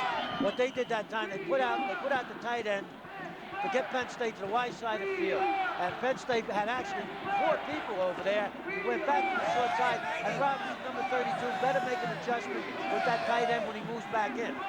3rd and 9 at the Pitt 42. 4:34 left first half. Fake to DeBartola. No, he gave to DeBartola. Short play, Ray. DeBartola does not get the first down. And by golly, this is going to be Pitt's first punt of the game. They've either turned it over or scored on every possession. Head of the ball game to punt. Kepler to punt. And it is ruled that the punter was not run into. This is Kevin Bow. All right, that was a bad call. That should have been roughing the kicker. That's a very bad call.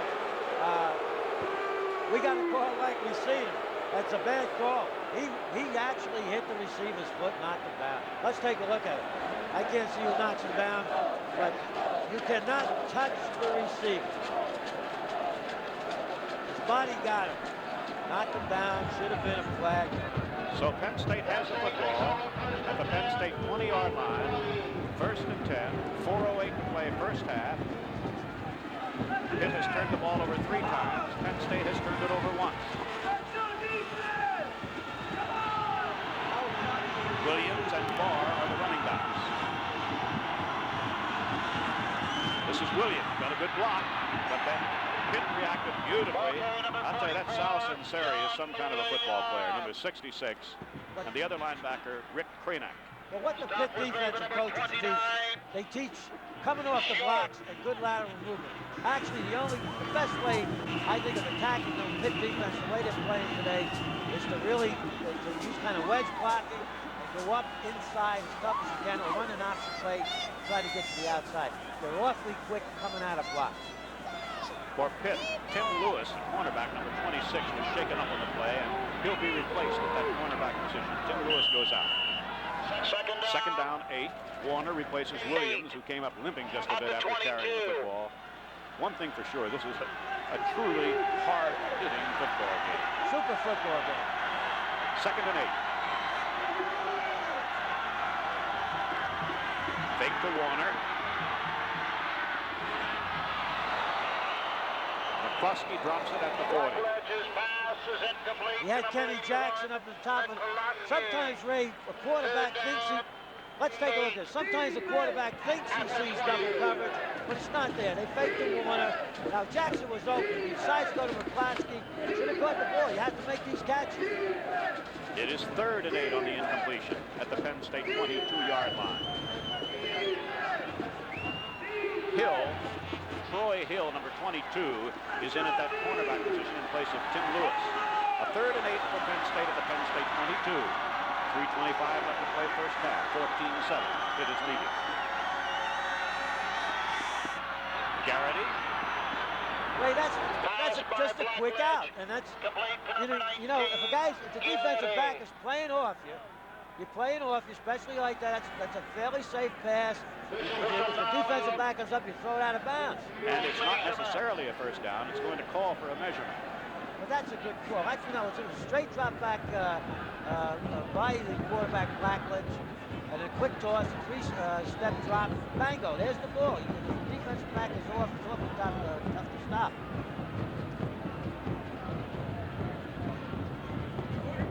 Close. First down. So Garrity knew where he had to go, and he got it. I would say in pro football, that pass is completed more than the other pass, the quick outs. And they'll make those defensive halfbacks come up, and then they'll do their thing. Jackson goes wide right, working against Pappy Thomas. Garrity to the left. Opposed by Troy Hill.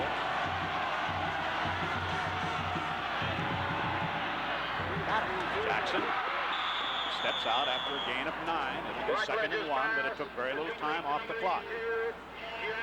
Blackledge is starting to get his arm warmed up. Those last 2 balls were very well thrown, right on target. 2nd down. Well, he gets excellent protection because Pitt's only running rushing 3 or 4 themselves, and the fake of Warner holds Wood 96 is coming on an inside blitz, but Jackson runs a good route. It's another out route. 2nd and 1 after the gain of 9. The Penn State 39. Try to get Jackson deep, I think. He's got it. Jackson is behind the defender. He's inside the 10. And that's what you got to do. And the reason why that work rate was done at the right time. Now this is what I'm talking about, double coverage. You can throw it to double coverage if you get enough time and you can split the outside, inside receiver. A good pump fake to the left. Very well thrown ball. Jackson is way, way behind him. So it will be 1st and goal for Penn State at the Pitt 8. Here it is again. Let's take a look at, and Flint, number 5, got hurt on that play, Ray. Their free safety. He's coming out of the ball game. Now he is the one who had intercepted earlier on a deflected pass. Rick Dukovic, a junior from Bethel Park, number 11, is in the secondary now for Pitt. 1st and goal to go for Penn State at the Pitt 8-yard line. Bow to the right in replacement of Jackson, number 11, and Garrity to the left, number 19. 2:55 left to play, first half. Barr and Warner, the running backs. Quarterback draw. Beautiful play. Beautiful play. And it's a touchdown. It's a touchdown. And that's what I'm talking about. Exciting, wide open, reckless football. They knew that the Pitt defense was going to fly out of there. Let's watch the play. We got it on the replay. You got a big quarterback and he's strong. He takes 4 steps back. 1, 2, 3. Bango, 4. And up he comes. Follows his blockers carefully. Takes it in for a touchdown. We got some ball game on it. 1 point away from a tie with 2:42 left to play in the first half. Rochelle will snap. Strang will hold. Franco will kick. And we have a tie. A little different in the first 7 minutes, right, Ray? Tremendous difference. And Pitt has already suffered the loss, at least temporarily, of their great wide receiver, Julius Dawkins. Let's take a look at that quarterback draw. What happens on it? They read passes. They saw the quarterback drop back. Both linebackers flew out to the outside. He come back in, up to the inside over the center, and the guards blocked 6'5" to 25, and he took it in. Now Penn State can go into the second half. It's got some outside adjustments as far as putting pressure on Marino. Anything can happen. Headed cue number 10. After Penn State recovered a Pitt fumble, the Lions have the ball.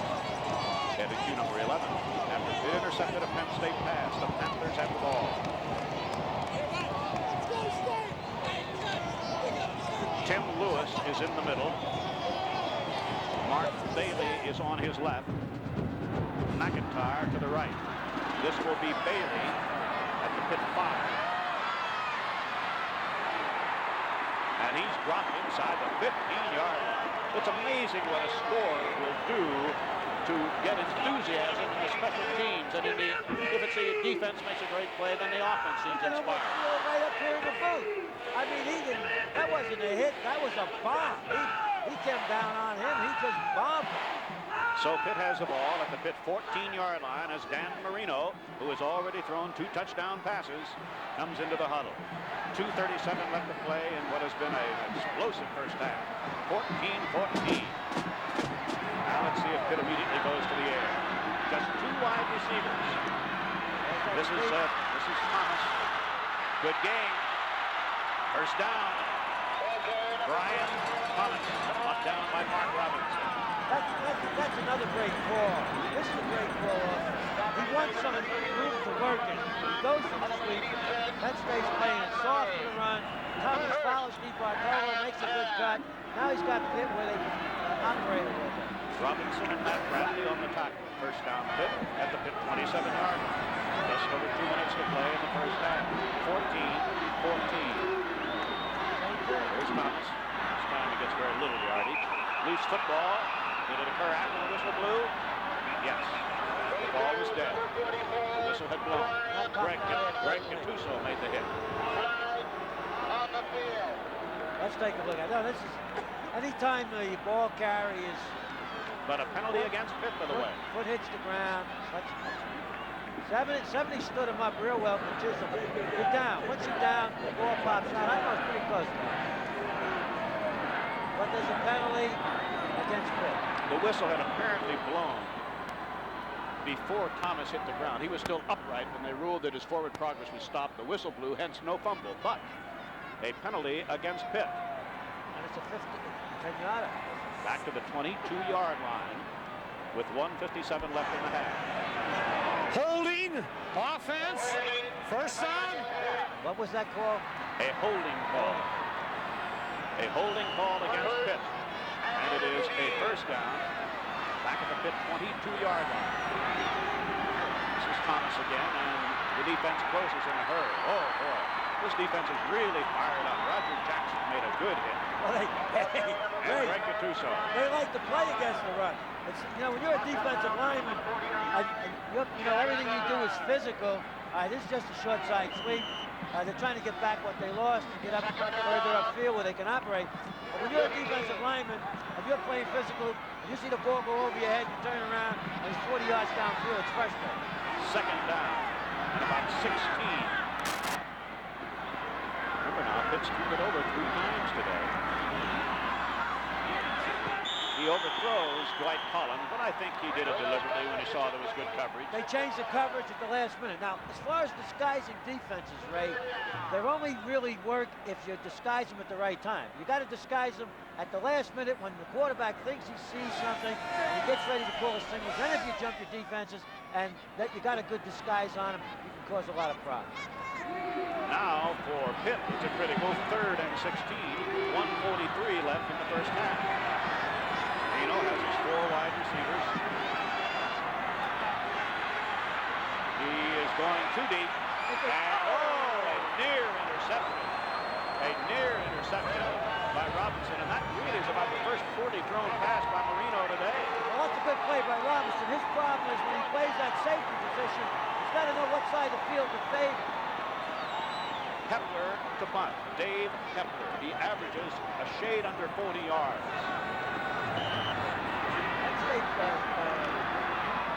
They got it. He's going to run. He's going to try to kick the ball. Great play. Bearcat. Now there's a fumble, and I think Pitt has the ball. Oh, my goodness. The Jackson and Bow couldn't decide which one was going to field the punt. Meanwhile, the punter, Hepler, is injured. Let's take a look at it. Now, they got him back there. They got Hepler back there. Now, this is a bad play for Penn State. Beyond the 39, flushes him out. He kicked it on a dead run. It's a miraculous kick. Now let's take a look at it from another angle. Now, watch him kick this on a dead run. That's a great play. But Jackson got upset about the whole thing, goes to the fair catch. Him and Bow are arguing, and Pitt got a good. They bumped into each other. And McQuaid recovered for Pitt at the Penn State 40-yard line. So So a big break. Meanwhile, the punter, Hepner is down. Is that Roger Jackson? Roger Jackson is down. So this game is taking a tremendous toll in the way of injuries. Well, this is going to be a big series now. There's 125 to go in the first half. Here, Penn State had them deep. They would have had the ball with good field position. Edit cue number 12. After Todd Blackledge's pass was intercepted by Pitt's Tom Flynn, the line defense forced a punt. Penn State has the ball. Edit cue number 13. Following Penn State's second touchdown of the game to tie the score at 14 after the extra point, Pitt has the ball. Edit cue number 14. After Penn State tied the score at 14, the Lion defense forced its fourth down. Pitt is in punt formation. Edit cue number 15. After Pitt recovered a punter by Penn State on a punt, Pitt has the ball. I don't think he's going to do any more kicking this afternoon. But, you know, that's an unusual play. You think you got to kick it down there, and you end up with the ball 40 yards downfield.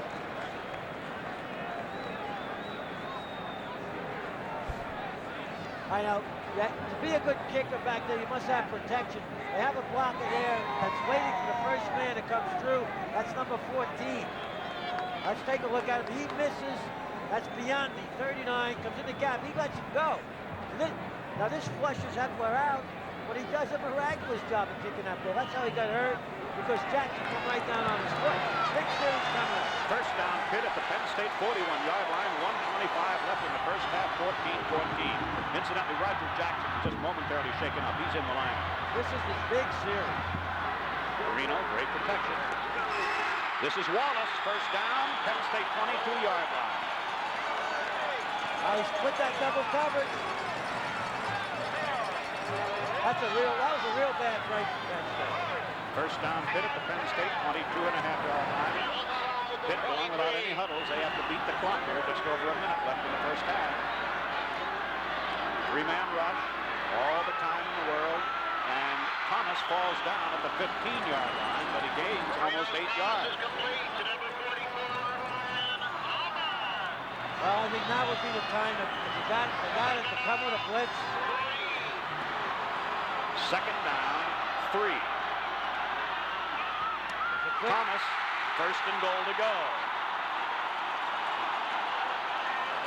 Marino has not been touched so far today, but a penalty flag down. It's against Pitt.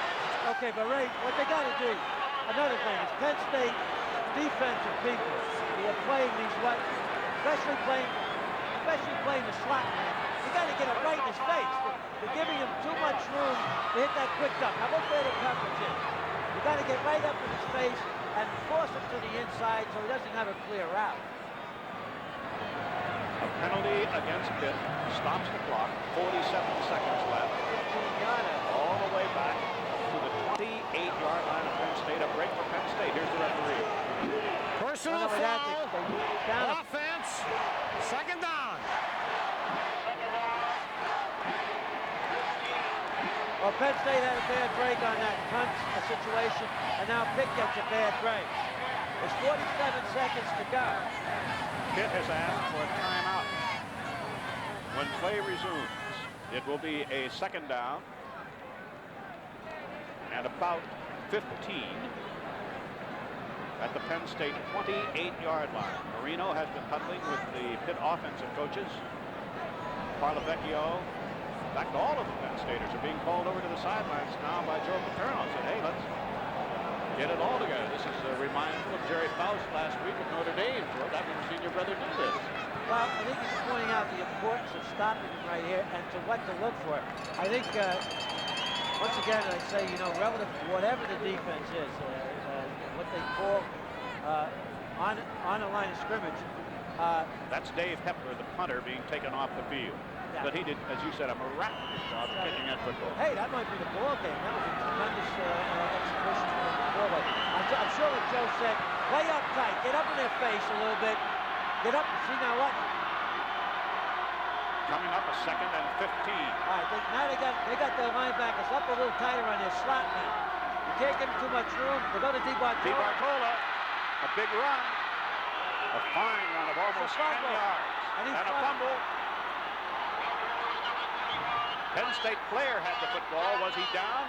Well, That's a decision that has to be One made. official said yes. The other one, I don't know. Yes. Penn State's football. Gattuso wound up with the football. He's turning out to be a miraculous guy around the ball. I think he might have a magnet in his shirt or something because the ball's always coming around. Now, he's lined up on the nose guard. They go to the draw place. Good call. Penn State's got everybody dropped off. Paulo Vecchio is responsible for that. He put a terrific hit on that DiBartolo, making him cough the football up. There's Greg Gattuso, number 7. All right. 40 seconds left in the half. This is one time I'd say Penn State should settle just to come out with a tie and regroup. Kurt Warner gets out to the 22-yard line, a gain of about 5. Now Penn State has 1 timeout remaining. Well, Ray, I don't think they should take a chance. The momentum, if there is such a thing as we talk about, is kind of switching to Penn State, and they just dodged the bullet. Why take another chance of having something backfire? 10 seconds left in the half of the clock running. 7. Here comes Warner. On the final play of the first half. What a first half. What a first half. The score, Penn State 14, Pitt 14. We'll be back with the Penn State halftime feature right after this.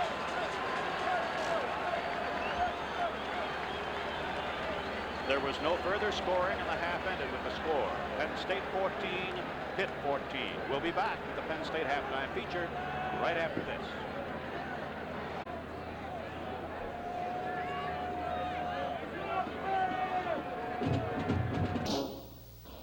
We're back with third quarter action with Pitt in control of the football. Thomas, the tailback. Bill Beach, the fullback, not DiBartolo. This is Thomas. Brian Thomas Well, Ray, gets about 4 yards. Beach is a bigger fullback than DiBartolo, and they might think they're going to run the ball a little bit more often relative to the defense that Penn State's playing. All right, now, this is just a pitch to Thomas, a good running back, gets good blocking, turns up inside and gets a nice piece of yardage. Second down and a bit more than 5 for a first down. 4 wide receivers now. Beach the only setback. Thomas in motion. There's Collins wide open. First down. Let's watch him roll out, and boy, can he throw. He throws this on a dead run with his fingertips, and Collins went down about 12, found a little crease in the zone, pulls up, and there's the ball. Right in front of Langford. First down at the Pitt 43. This is Thomas. And a fine tackle by Roger Jackson.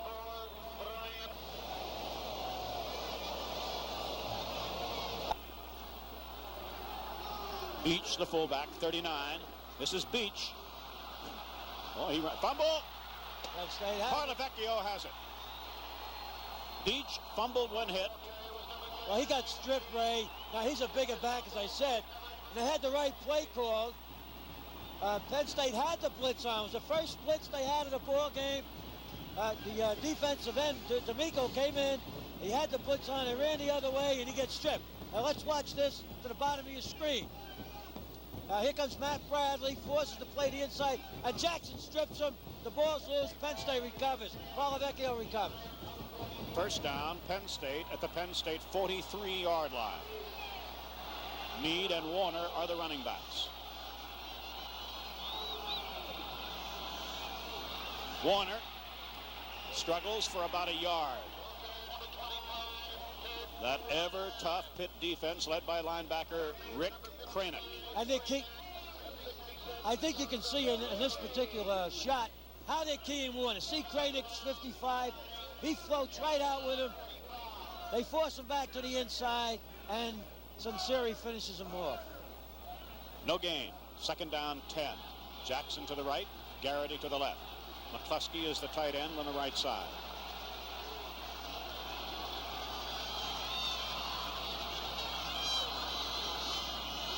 The fake. Put it away, put it away.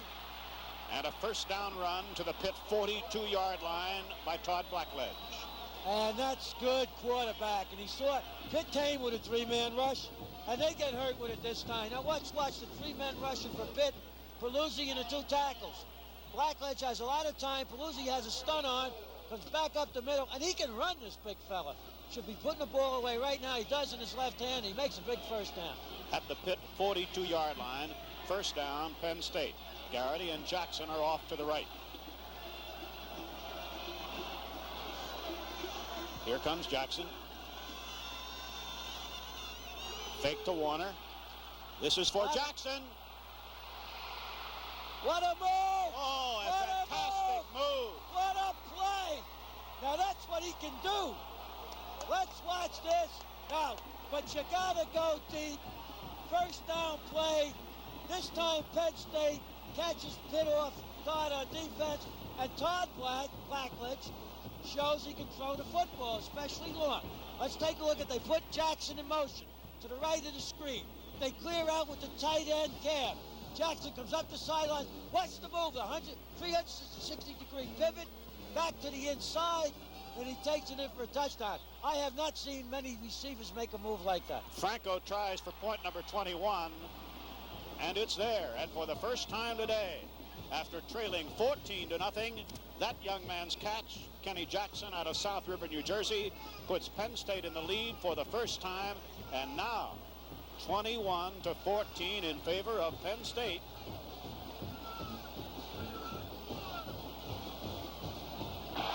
And Pitt goes to their 4 wide receiver, wide open passing offense. Thomas in motion. Here goes Marino out of a rollout. Throws short on the run, intended for Thomas. It'll be second down 10.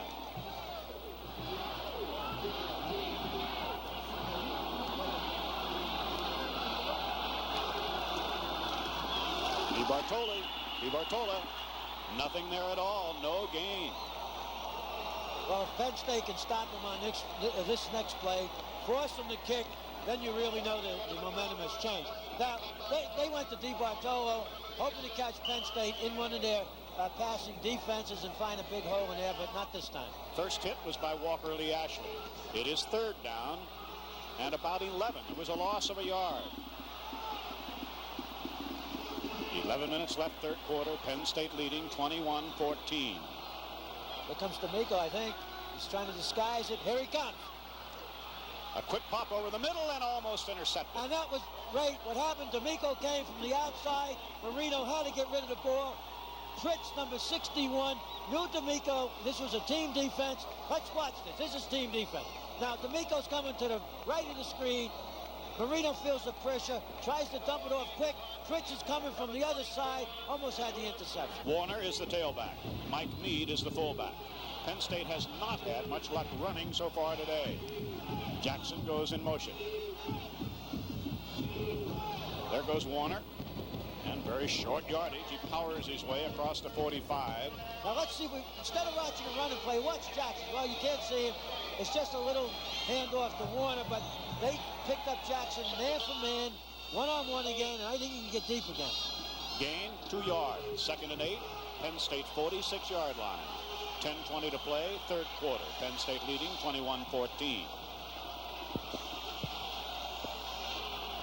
Here goes Jackson. Got a great block from Blackledge. Oh, that was well done.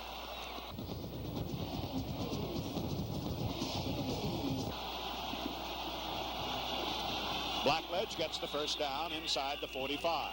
Good call, good call. Now Jackson and Garrity, the 2 wide receivers, come back into the game. McCluskey goes out, Bow goes out. Vito Cab will remain as the tight end.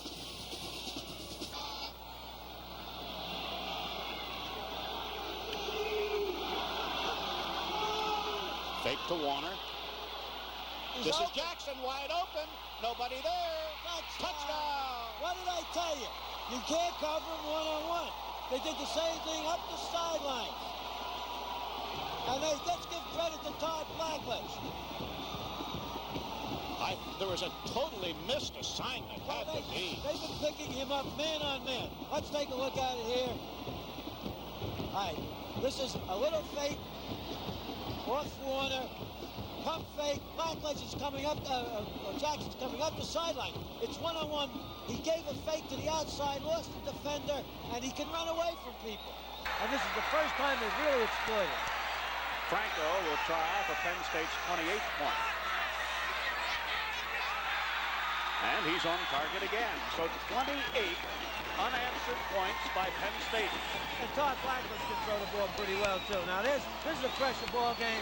When he had to hit the big ones, he's hit both of them. It's a long way from Reno. 9:07 left to play, third quarter.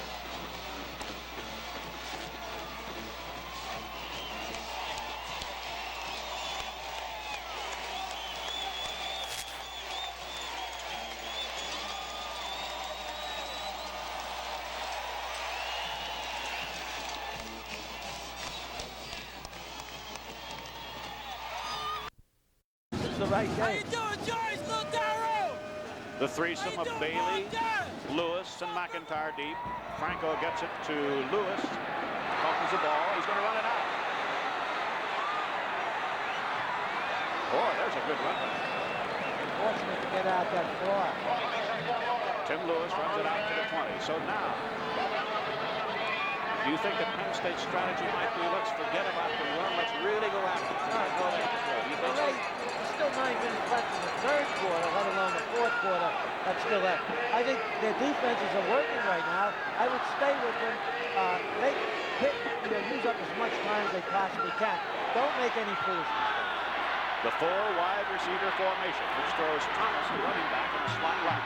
He comes in motion. And Thomas. Out of the rollout. Thomas, satisfied with a short gain, out to about the 26-yard line. Well, as we said before, Penn State's strategy today defensively is mixing up coverages. They've shown about 4 or 5 different coverages. Now, Marino reads them pretty good. Right now, he's reading short, so he's trying to dump the ball off short. That time it was Thomas. Gain of 5, 2nd and 5 at the Pitt 25. 8:57 left, third quarter. This is Thomas, the runner. Oh, what a hit. A super hit by Roger Jackson. Well, that was Roger Jackson and Matt Bradley again. Bradley coming up from the outside linebacker spot. Ray, he's the force man. He forced the ball carrier to the inside, and Roger Jackson finished them off. Gain 1 yard. Third down 4 at the Pitt 26. Collins goes left. He's already caught 2 touchdown passes. The tight end Brown is out. Dobbins to the right and Thomas to the right. A 3rd and 4. Ray, see how far they got Robinson out there? They got a 3-on-2 situation. Now they bring the tight end back in. He's going to go off to the short side. Oh, almost intercepted. Oh, Roger Jackson had it in his hand. But here's a great example. That's the first time I think Marino was totally confused. Let's take a look at it. Now they had the tight end out to the left. They brought him back in. He checks off, tries to go to the short side of the field. Here's the ball overthrown. It hit, I think, who's that? It hit right at Hit Roger Jackson. Oh, boy. All right, Warman to punt. Chris Warman. Bow and Jackson to receive. Oh, Be allowed to bounce. That's a dumb play. Penalty flag down. Back at the line of scrimmage or behind him. Well, I think that Joe better get Kevin Bow and Kenny Jackson together, because there's no communication between them as receivers. Now, I don't know what the flag is about. I saw Jackie Sherrill applauding, so it must be against Penn State.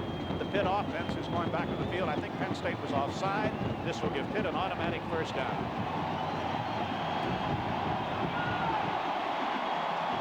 Now,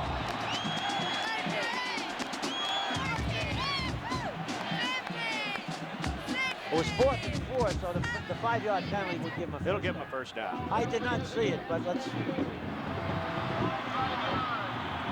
So first down Pitt.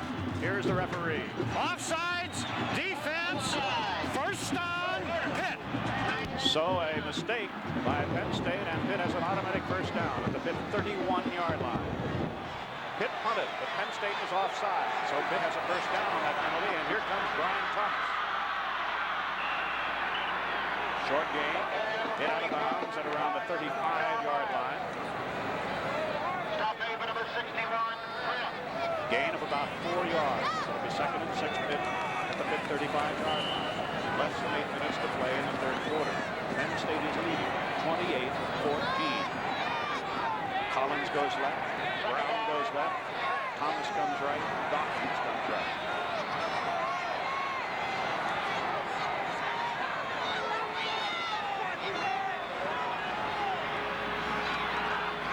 Overthrows Collins. It'll be 3rd and 6. Well, that's what they're doing. They're giving a wide receiver. When they have 2 wide receivers, they give him the short out, and he's not throwing it too well right now. See, he's a little confused. He's not as decisive as he was because he's not reading the defenses as clearly as he was in the first half. For Pitt, 3rd down, 6. Langford and Jackson are playing the corner spots. Robinson is the safety man. Now you see there's almost a 4-on-2 to the wide side of the field. Now they're jumping the defenses. Here comes Balametti with the short side. They're going to make him go short. Incomplete. Big hit by the defender by Bradley on Brian Thomas, but right now Pitt is playing as a confused football team. And I'll tell you what, the planning is excellent as far as the strategy, but the Penn State defense is doing a great job of disguising. Bow and Jackson are back for the punt from Warner, who replaced the injured Dave Pepper.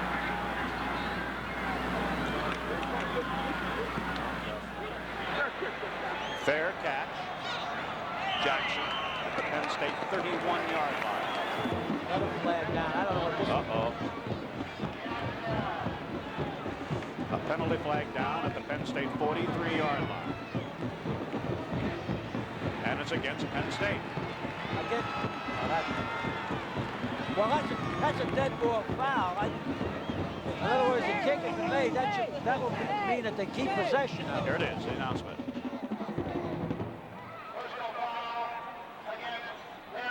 This will move the ball back to around the Penn State 16-yard line.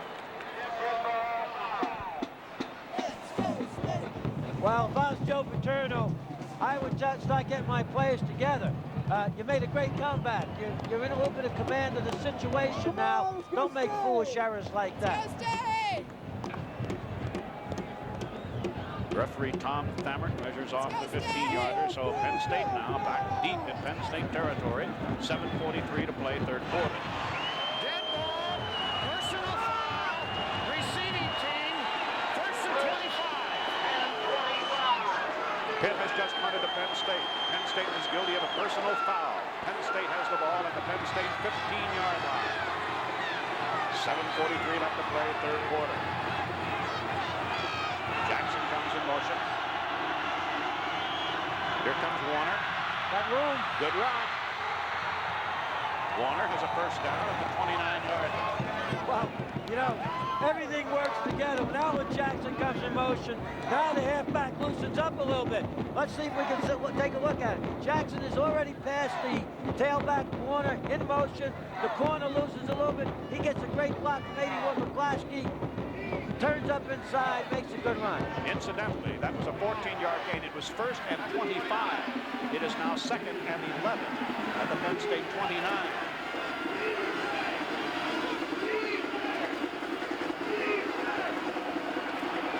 Mike Mead out to the 34-yard line, where it will be 3rd down and about 6. Kenny Jackson came up limping a moment ago. Well, that time the Pitt defense jumped offside. That's Pelusi, Del Mar. And he comes offside over the neighboring necessarily shuts it off for a short game. But all Blackwoods has to do now is start changing his count a little bit so that Pitt defense will continue to be off bounds. Dow and Garrity, the wide receivers, on 3rd and 6 at the Penn State 34. Warner in motion. He threw that one away. Garrity was very well covered. Warner was all alone down the left sideline. That was a good play, though. I mean, they had to go 20. The penalties what hurt. This is what I'm saying. They're in pretty much command of the game. Why make foolish force foolish penalties and then get themselves in a hole. Flynn, who was injured earlier, is in to return this punt. Ralph Giacomo to punt. 6:50 to play, third quarter. Penn State has a 28-14 lead after trailing 14-0.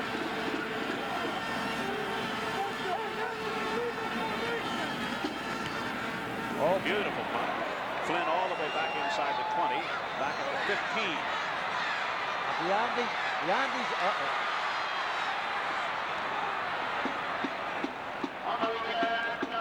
So now the Pitt offense will take over.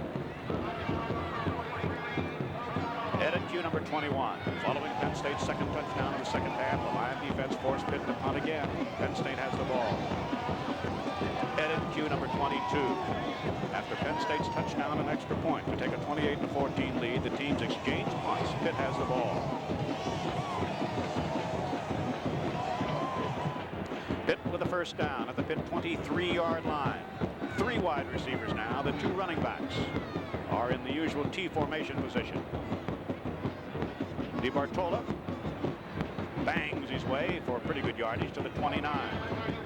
A gain of about 5 before Matt Bradley makes the initial hit. That's a pretty good move by Pitt, Ray. It's a draw to DeBartolo from Marino. Now I know Penn State is jumping the defenses. They don't have many people on the line of scrimmage, and they think that they can run the ball a little better, and they can. The only problem is now they're going to be eating up the clock. Ron Sands, the junior right guard, came up limping. He's replaced by Paul Dunn, a junior from Glen Olden. Second down and 5 for Pitt. Marino with a lot of time. Oh, it's complete to Dwight Collins. Tackled at the Penn State 40. Parlavecchio tried for an interception instead of batting it down. And here comes Marino and company. Well, this is a good call. 2nd and 5. This straight drop back action. Now he's looking for Collins all the way. Collins stops for a second and then continues. See that? Watch him come across. Parlavecchio should have tried to knock the ball down instead of going for the interception. First down Pitt at the Penn State 39-yard line. Almost 6 minutes to play in the third quarter. Here comes Thomas to the short side. Oh, and a hit by Bradley. Matt Bradley with a great hit and a loss of about 5. I'll tell you, they're not going to beat Penn State running the football, but Penn State has got to not be careless or prevent themselves from making any big errors. Loss of 6. 2nd and 16 at the Penn State 44. Now watch Bradley, 86. He's the force man, the outside linebacker. He does it all. DeBartola missed the block on Bradley. So now Pitt has a 2nd and 16 at the Penn State 44. Here comes a little bit of pressure. He's going deep for the tight end, but it is batted away beautifully by Roger Jackson. Beautiful play by Roger Jackson. I think the crowd wanted interference, but there wasn't any interference. You'll see 3 white defenders around the ball. He looks off to his left to Collins. There's coverage there. Now he goes to the tight end, Brown, straight up the middle. Now that's Robinson closing. That's Jackson closing. It's a free ball. Good play. 3rd and 16 for Pitt at the Penn State 44. 5:01 left to play third quarter. Collins goes left. Brown goes left. Dawkins goes right. At this rate, Ray, we will have a play till 7 o'clock tonight. Here comes some pressure. Beautiful play. Trying to hit the tight end, and Robinson came across. Well, the pressure made him flush him out. They flushed him out of the pocket. He had to go to the short side, try to find a receiver, and the pursuit came over. Penn State's defense is actually doing a fabulous job now. 4th down, 16. And the Pitt apparently figures they're in 4-down territory. They're going for the first down. Yep. Well, Pitt on 4th and 16 is not going to punt at the Penn State 44. They're going for the... Oh, I see they have Marino in a shotgun formation. but he can punt. He's the Oh, yes, he's a good punter. He's just going to try and let that ball die around the goal line. It lands at the 5, into the end zone. Penn State will have the football at the Penn State 20 on the touchback. Penn State takes over 1st and 10 at the 20.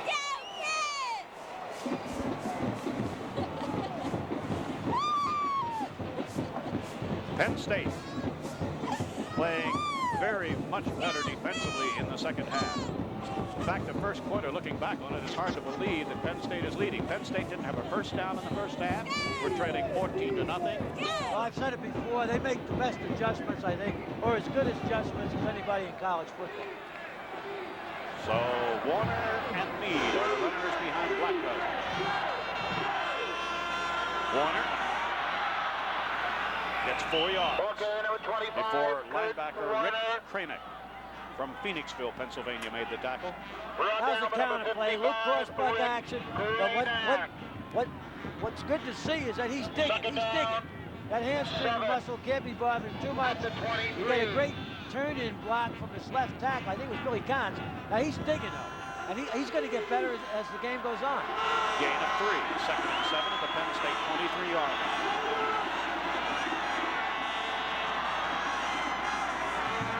Warner breaks 1 tackle, another, and gets it out to the 27.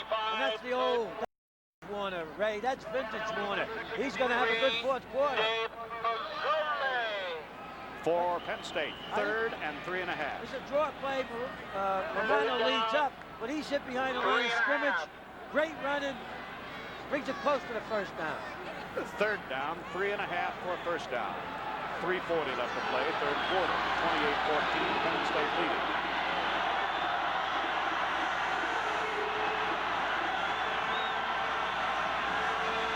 Fake to Warner. Got it. Warner has a first down across the 30.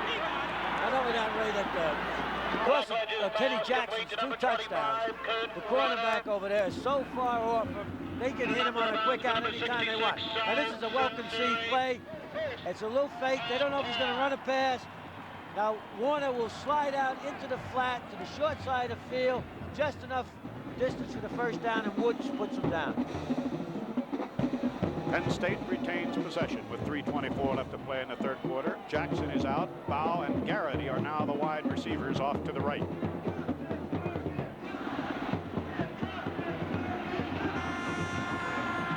Here comes Bow in motion. Warner gets about a yard or 2.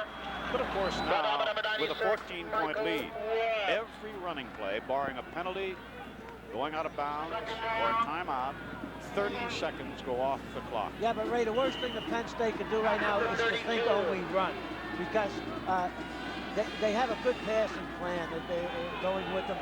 They might need more points and hit strike so quickly. 2nd and 8, Penn State 32.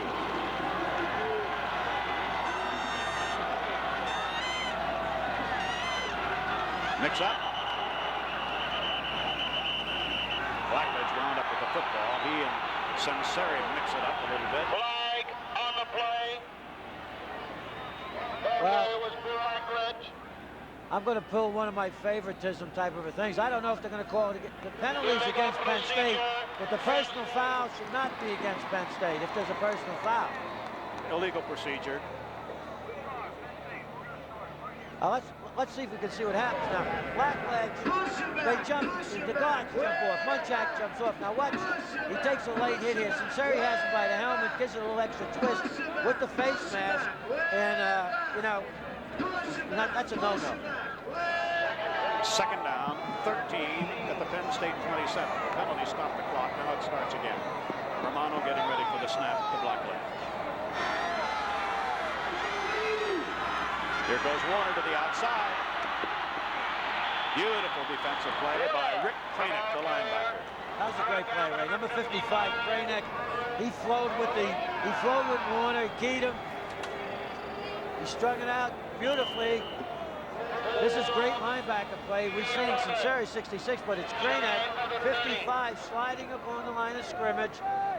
He's keeping a 45-degree angle on the ball carrier, and he puts it down. Gain of 3, 3rd and 10 at the Penn State 30, with exactly 2 minutes remaining in the 3rd quarter.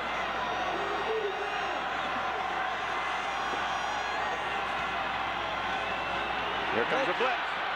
And there's McCluskey. He's got it.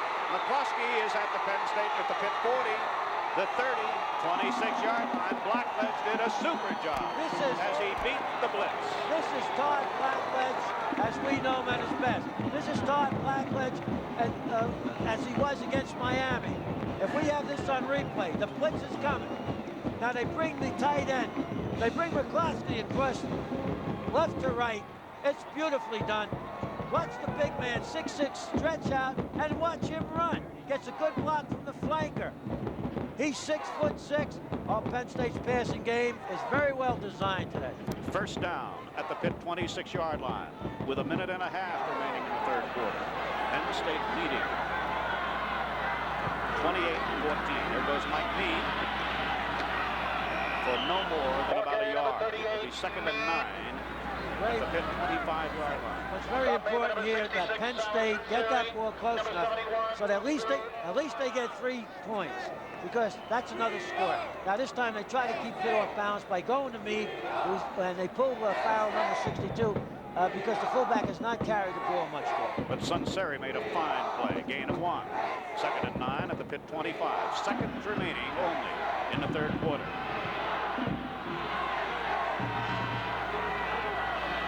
Warner trying to get inside.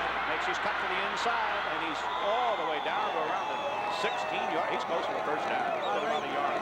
Ray, they're doing a super job now. Pitt flows and pursues very well. Instead of trying to get inside the defensive end and outside the tackle, they're breaking it back inside the tackle, right up over the middle. They're cutting off Paluzzi, the middle guard. The fullback is leading up on the linebacker, and this is vintage Penn State running game. 3rd and 2 after a gain of 6. 7 maybe. 10 seconds remaining, third quarter, and Penn State asked for a timeout. Todd Blackledge apparently was a bit confused. There will be a 3rd and 2 when play resumes. Ray, he wants to know what Joe Paterno wants because they got the field goal attempt possibly coming up. Headed to number 23. After Penn State held Pitt again in the second half, the Lions have the ball following a punt by Pitt.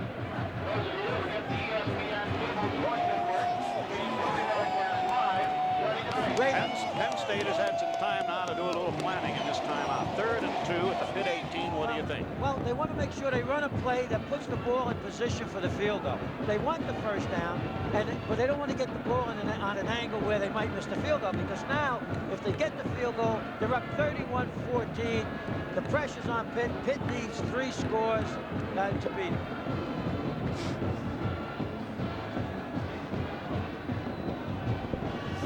While Todd Blackledge has been consulting with the Penn State coaches, Sal Sunseri, their Pitt's great senior linebacker, has been conferring with Jackie Sherrill. There's Jackie.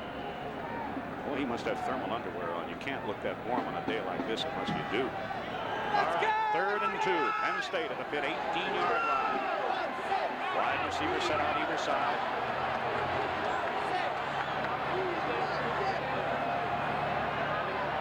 Going to go to the quick pitch. Blackledge runs, but there was a false move, I think, by Mike Meade. Well, Ray, I don't know. I dispute that. You know, you can send him back in motion, but the fact if he kept going, he would have been okay. But he...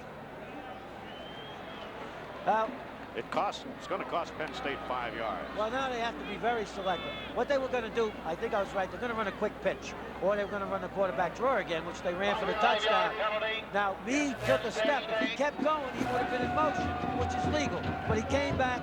He came in a legal procedure because he threw the defense offside. All right. It is 3rd and 7 now at the Pitt 23-yard line. In field goal range, though. Pete Spiros. Very careful. Pete Spiros, number 56, is in a tackle in place of Dave Lowe. Garrity goes right. Jackson goes left. The tight end McCloskey is on the left side. This will go to a nice, safe, short pass. There it is. Oh, he missed McCloskey. Well, McCloskey should have hooked up. When he saw the sidelines, he should have pulled up, anchored himself, and tried to work back to the ball. All right, now, let's take a look at this. This was a good call-out. This is McCloskey coming across, the one that he actually ran up the sidelines before. Now, when he gets to the sidelines, he should anchor himself. Franco will try a 40-yard field goal. Strang will hold. Rochelle will snap. 4 seconds left, third quarter. It has the distance. Good. It is good. That is a big play. And that's what they were thinking all the time. We have reached the end of the third quarter with the score. Penn State 31, Pitt 14. We'll be back with fourth quarter action right after this.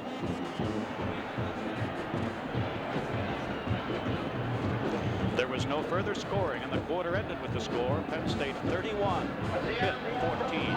We'll be back with fourth quarter action right after this. We're back with fourth quarter action with Pitt in control of the football. We're back with fourth quarter action with Penn State in control of the football. Edit cue number 24. Following a field goal by Penn State's Brian Franco, the Lions lead 31-14. Pitt has the ball.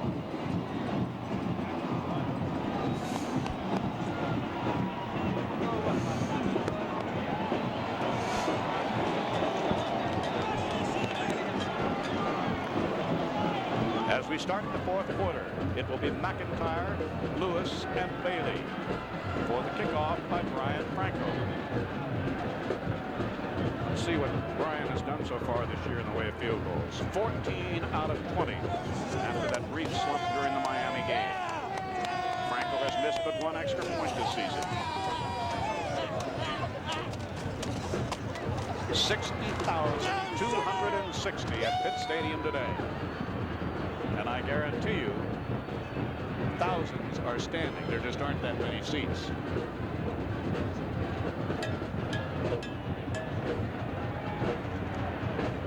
Well, Ray, you know, I think Dan Marino is one of the finest quarterbacks I've seen.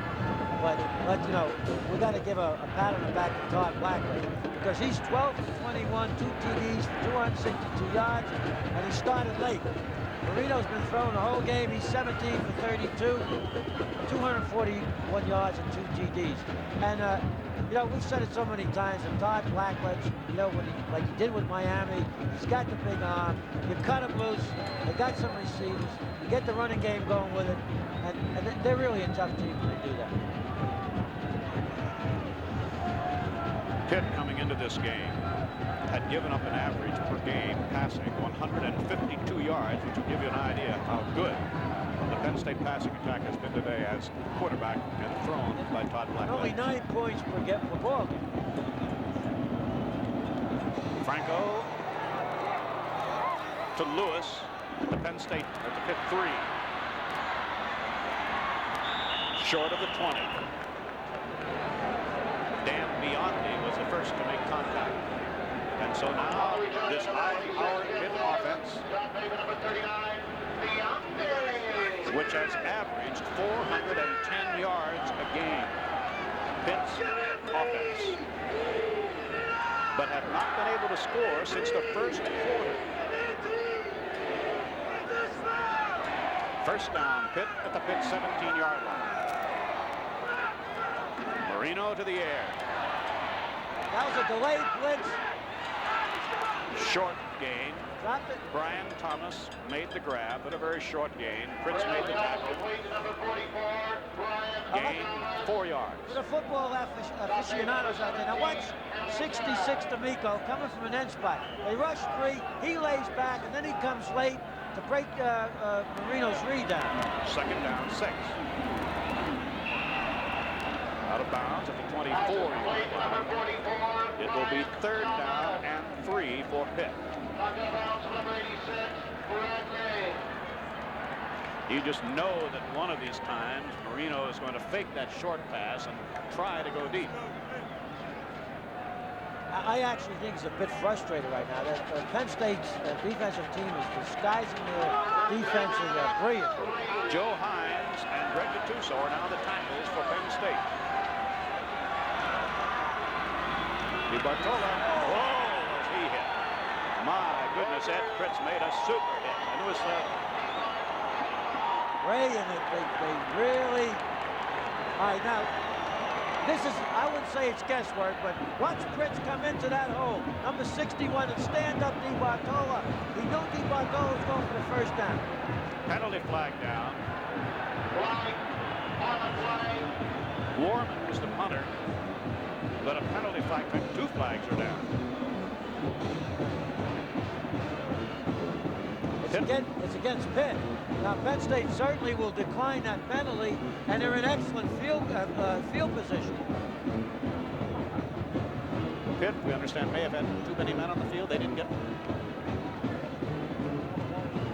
While the ball was being snapped, Pitt was sending a man onto the field. Illegal motion on the kicking team. Refused. First down. Now you'll see Penn State stay on the ground. First down at the Pitt 45-yard line. Exactly 14 minutes left to play, and Penn State leading 31-14. There goes Warner. Good draw play, beautifully done. Gain of almost 8 yards for Warner inside the Pitt 40 before linebacker Rick Cranick made the tackle. Ray, can you believe the difference between the first quarter and the fourth quarter? In the first quarter, the Penn State kids were hanging on. They stayed in there, took a lot of character. Right now, the Pitt defense is hanging on. Gain of 7 for Warner. Second down 3 at the Pitt 37-yard line.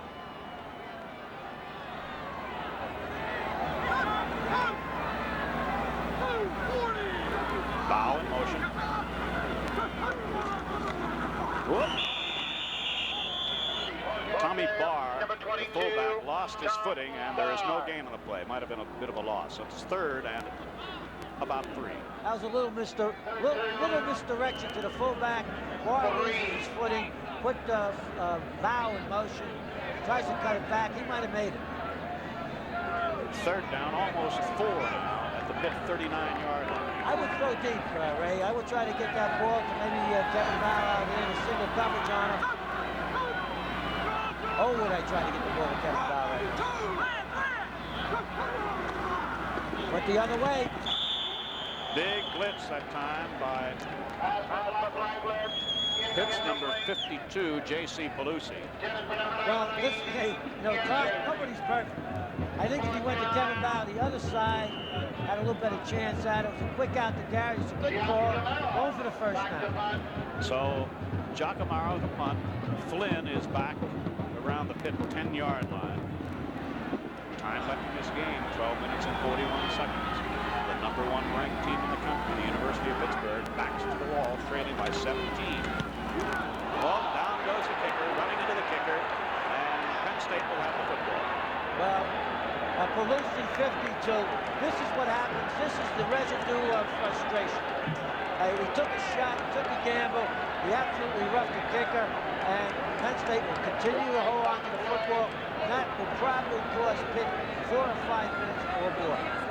The ball will move inside the Pitt 35-yard line with 12:31 remaining. Let's take a look at Pelusi, number 52, coming up the middle. He can't pull up. I mean, that's roughing the kicker. I mean, that's the way you draw up, roughing the kicker. And this is not a good move, not a good decision by him. And a 15-yard penalty. Oh, yeah. And it's a first down. And Penn State, again, is in field goal range. Personal foul. Roughing the kicker.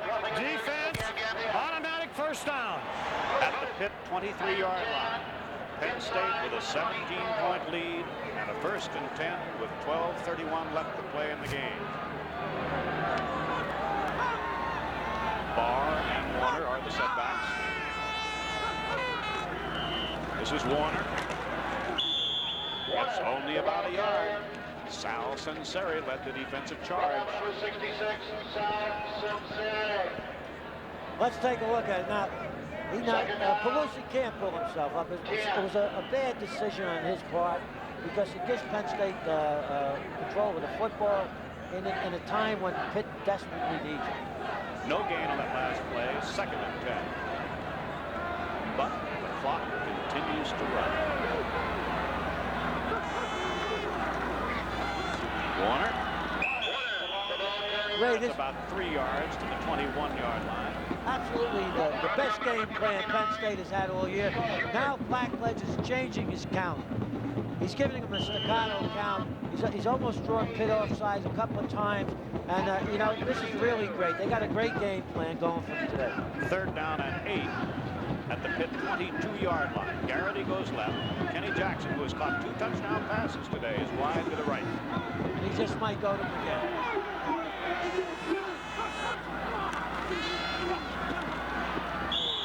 tried to hit Garrity.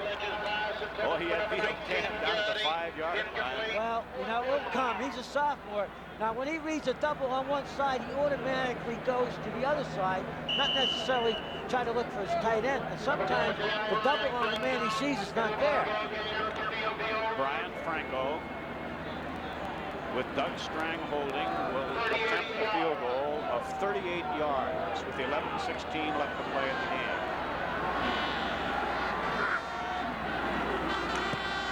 It has the distance. Good again. Brian Franco. Hey.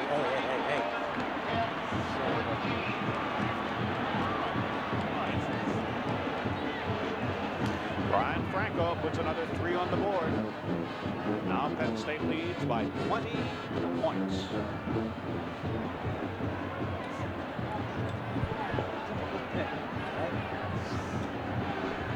Edit cue number 25. Following Franco's field goal to give Penn State a 31-14 lead. The Lion defense held. Pitt punted. Penn State has the ball. Edit cue number 25. Following Franco's field goal to give Penn State a 31-14 lead. The Lion defense held. Pitt punted. Penn State has the ball. Edit cue number 26. Penn State could not move after holding Pitt following Franco's field goal. It's 4th down and Penn State is in punt formation. Edit cue number 27. After Penn State's field goal, the score is now Penn State 34, Pitt 14. Pitt has the ball.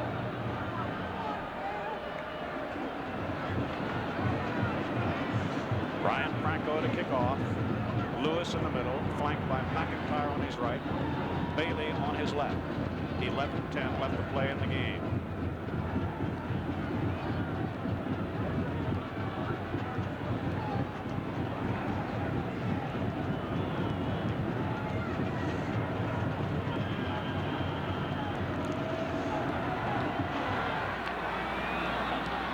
This is Lewis fumbling the ball, picking it up at the 8, and gets it out to about the 15 or 14. And the Penn Stater is down, being checked by an official back at the Pitt's 7-yard line. Number 42 for Penn State is Stuart McMahon, a reserve defensive back and member of the Penn State special team.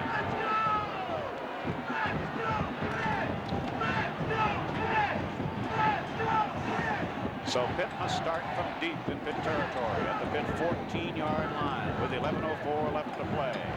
And dangerous Dan Marino is the quarterback.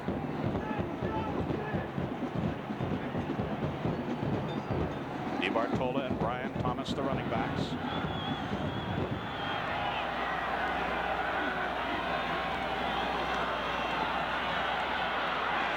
This is DeBartola.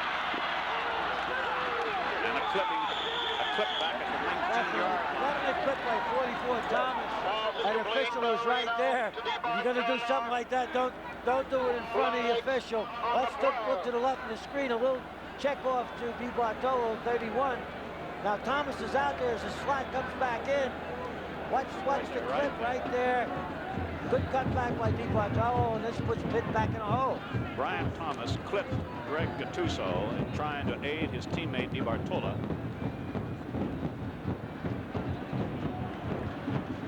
The infraction occurred at the Pitt 19-yard line.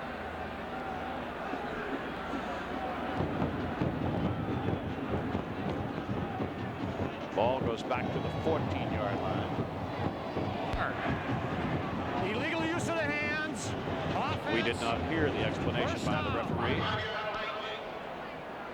Illegal use of hands is the official interpretation rather than a clip. In other words, it was a shove in the back. So the ball is back at the Pitt 14-yard line. Here comes a blitz. He's throwing deep for Collins. Collins and the Pitt players along the near sidelines want a pass interference call. The official says no. Excuse me, Ray, I didn't interrupt. That's the first time Dan Marino's been on his back. Take a look at it. He's down on his back. Here comes the blitz. I don't know if that's Puz, number 50. Roger Puz. Coming in, and then he had to throw the ball quickly, and they've mixed up their defenses brilliantly in the second half. Second down and 10 for Pitt at the Pitt 14-yard line. Jackson and Langford are playing at the defensive halfback positions at the corners. Here they come again. Some more pressure. It's going very, very They deep. get the second. This Robinson couldn't quite hold on. Marino's pass is Well, now intended they're going for after him. Julius Tucker. Okay, they got a lead. They know they can be reckless. They're going after him, and he's just throwing the ball upfield. This is now 3rd and 10 after the incomplete pass. Now this is a desperation pass. It's a desperation pass. He's just throwing that ball upfield. Now Robinson has got his hands on the football right here. Would have taken it up the sidelines. Penn State is totally in command of this football game at this moment. Now 3rd and 10 with 10 minutes and 31 seconds remaining, and Penn State leading #1 ranked Pitt 34-14.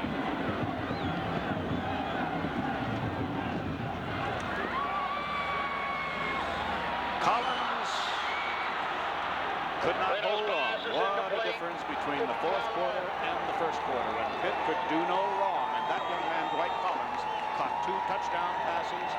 Pitt held Penn State without a first down in the 1st quarter. I'm a firm believer, Ray, that what happens is that, you know, what's happening in the ball game is on Dwight Collins' mind right now, and that could have broken his concentration a little bit. Warman to punt. Chris Warman. Short punt. It is fielded by Bow around midfield. So with 10:17 left, Penn State has an opportunity to kill even more time. Headed to number 28 after Penn State increased the lead to 34-14 on a field goal by Franco. Lions force Pitt to punt again, and Penn State has the ball. Official timeout. Next for Pitt, a Sugar Bowl date with Georgia. Next for Penn State, a Fiesta Bowl date with Southern California in what right now I would have to believe right now the Fiesta Bowl people are saying, my, what a fantastic attraction we had. And our good friends at the Sugar Bowl are saying, son of a gun. Todd Blackledge today, just a sophomore. I would have to say, when those who are looking at this game from a totally impartial point of view are saying things like, my goodness, we thought there was only one quarterback in this game based on what we read. But Penn State has a quarterback. And Penn State has some great wide receivers. And they also have a coach and a coaching staff. I mean, you know, we heard some things after the Alabama game of the limited knowledge of the Penn State coach and the coaching staff. And I have to be objective as I am when I criticize them. And today, the whole Penn State coaching staff, from Joe Paterno down to all his both defensive and offensive coordinator, have done a super job, absolutely brilliant job. Robinson wide left. First appearance in the game from a play from scrimmage. Tim Robinson. This is Kurt Warner. Kurt Warner breaks it down to the Pitt 36-yard line, and I'll tell you this, Pitt's defensive statistics are beginning to be hurting right now. Well, you know, we're not hanging in there. There's plenty of time to go. How much you want to go on a split backfield, but notice how he's turning it up tight. Upfield. Another good run. New tailback, Tony Mumford, the freshman out of Lindenwold, New Jersey, number 29, replaces Warner after Warner's first down run. Whoop. We get back. Now, Sunseri was going to blitz that time. Meanwhile, Mumford is all the way down to the Pitt 15-yard, or Mike Mead. Mike Mead, I'm sorry, Mike Mead. And Penn State will take the play because they have the option to decline the penalty.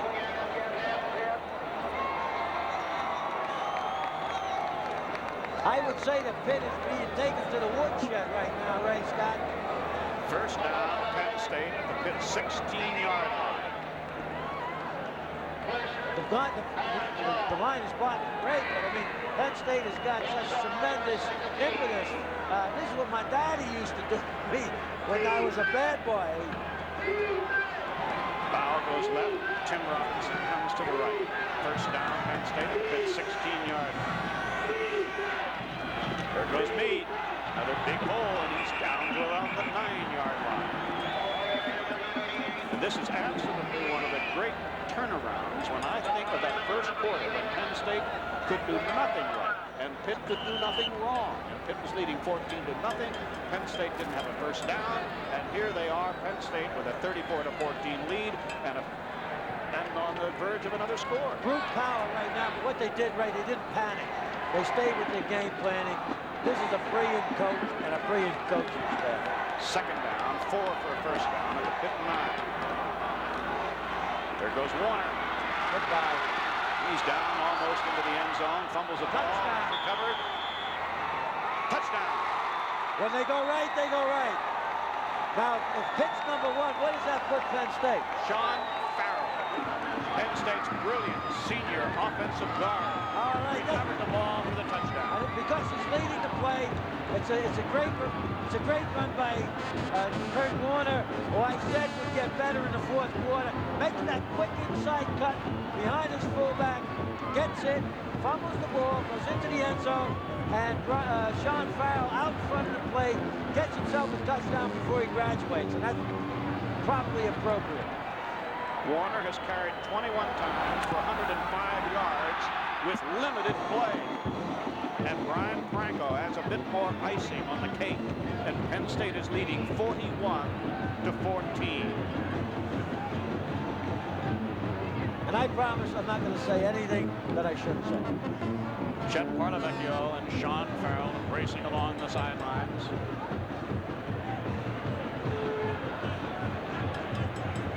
So Penn State coming into the game as underdogs. Ray, when we met with Joe last night, you said, and I agree, that of all the times we've been with him, that he felt the team was ready to play today, and I think he was right. I don't think I've ever heard Joe be so positive in his statement that he made so very quietly as we left his hotel suite. He said, "We will be ready to play."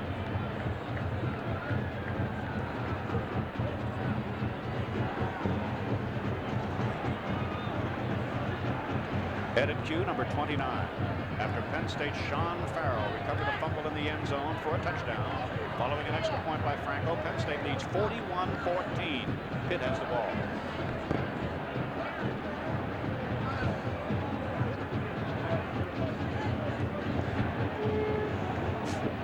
Brian Franco to kick off. McIntyre in the middle. Lewis on the right, Bailey on the left with 8 minutes and 46 seconds remaining. And there is Sean Farrell. What a fantastic college career for him. McIntyre a yard deep in the end zone. Out to the 20-yard line. Where for Penn State, Al Harris and Harry Hamilton make the tackle. 8 minutes and 41 seconds remaining.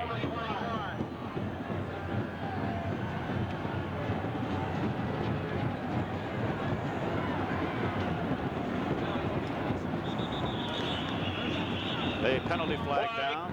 On the field.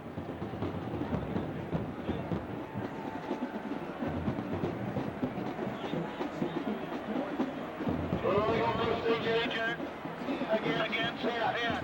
When things go wrong, they go wrong. And Pitt, since the first quarter, has been a totally outplayed football team. And now they're getting some bad breaks. Dead ball, illegal procedure, false start, offense. 5-yard penalty, 1st and 15 for Pitt at the Pitt 15-yard line.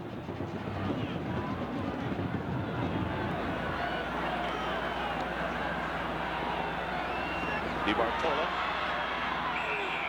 And Rich D'Amico makes the tackle after about a gain of 5. Of course, Penn State will be totally happy to give Pitt a series of 5-yard gains like that. Well, now's the time that we talk about prevent defenses. You can go into it because the amount of points that have to be made up, are a great deal. And let them take everything in front of you and kill the clock. Pitt going with their 3 wide receiver offense. 2nd down and 10 to Pitt 20.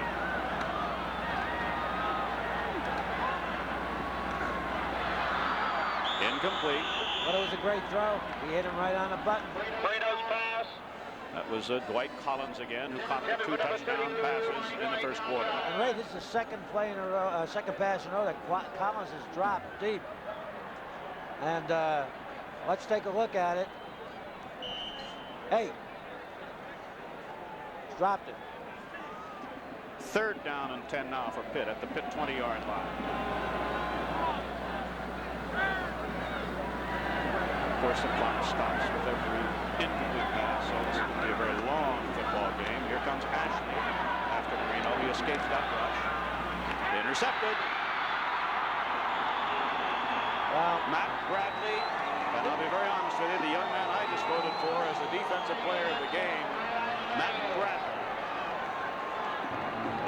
You were right on that, Ray. Bradley's as a defensive player of the game. Now let's watch this. Let's watch this. They flush him out. He's got to go to the sideline. Okay, Bradley steps in front. He had a great game.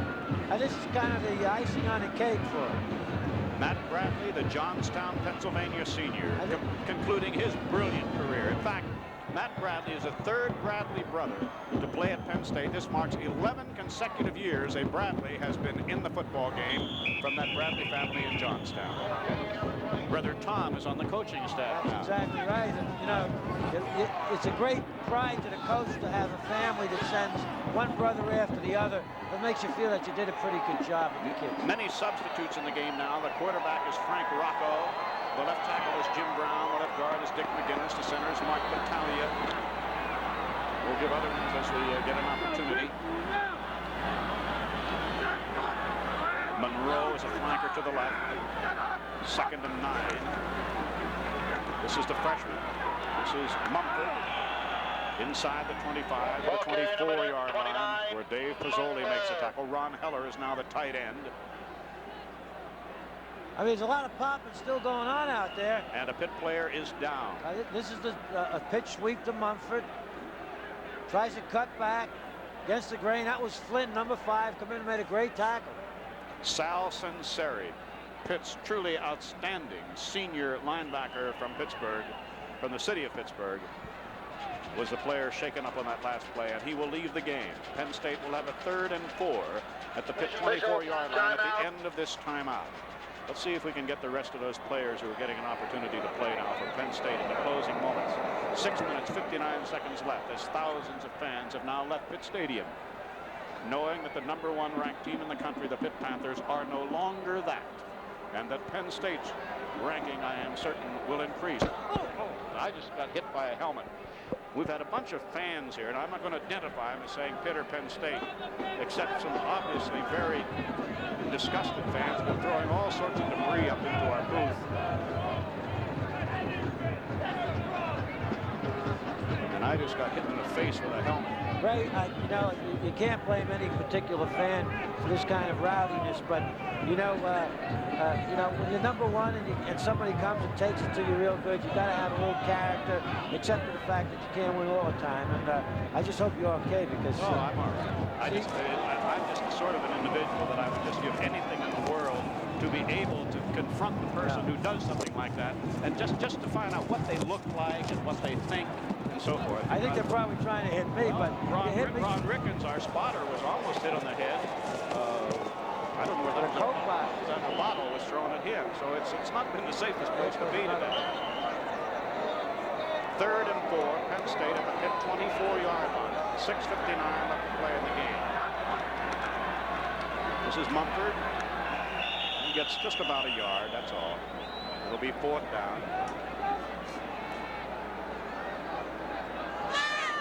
Let's take a look at it. Penn State stays on the ground. Now, you're not going to say something here as a coach. And I've been in situations, not quite at this level, but similar situations. Joe Paterno could try to run this score up for the Poles. He could try to throw the football and get, possibly 48 points or so. He's not doing that. He's doing what a good coach would do, giving his younger players experience. Frank Rocco is held at the line of scrimmage, and Pitt will get the football with a little over 6 minutes left to play in the game. Dan Marino will still be the quarterback. Let's see who. Wallace will be a wide receiver. Collins will be a wide receiver. Thomas will be in the backfield. Brian Thomas. But this Penn State defense has held Pitt, this tremendously high-powered offensive unit, without a touchdown, without a score since the first quarter. Well, I'd say it's a tribute to the great defense, the strategy, but also the offense starting to move the ball and control it a little bit and keep it away from Marino. Throwing deep for Collins. He threw the flag before the receiver. The ball got to the receiver. So it'll be a first down for Pitt at the Penn State 31-yard line. Yeah, that flag was thrown before there was any contact made. I don't know. This is a tough stadium. Let's see if we can see this and be in the dead middle of your screen. I don't know. A flag came out of the official's pocket. Let's see if maybe we catch him. Right here. He's pulling it out now. Look at that. That's before the contact was made. Oh, well.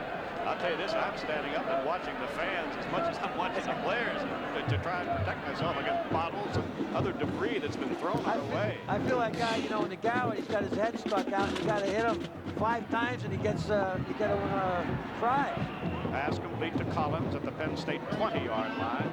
It should be good enough for another Pitt first down. Dan Biondi is in defensively now.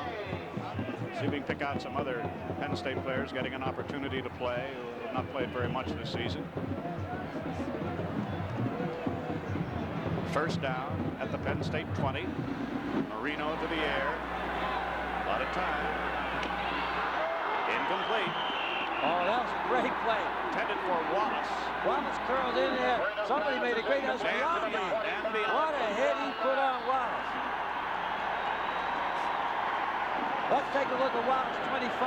He comes up the sidelines and turns inside. The ball was very well thrown. Right on the money. Gets a hit from Biondi. You might even call that a fumble. Second down and 10 at the Penn State 20-yard line.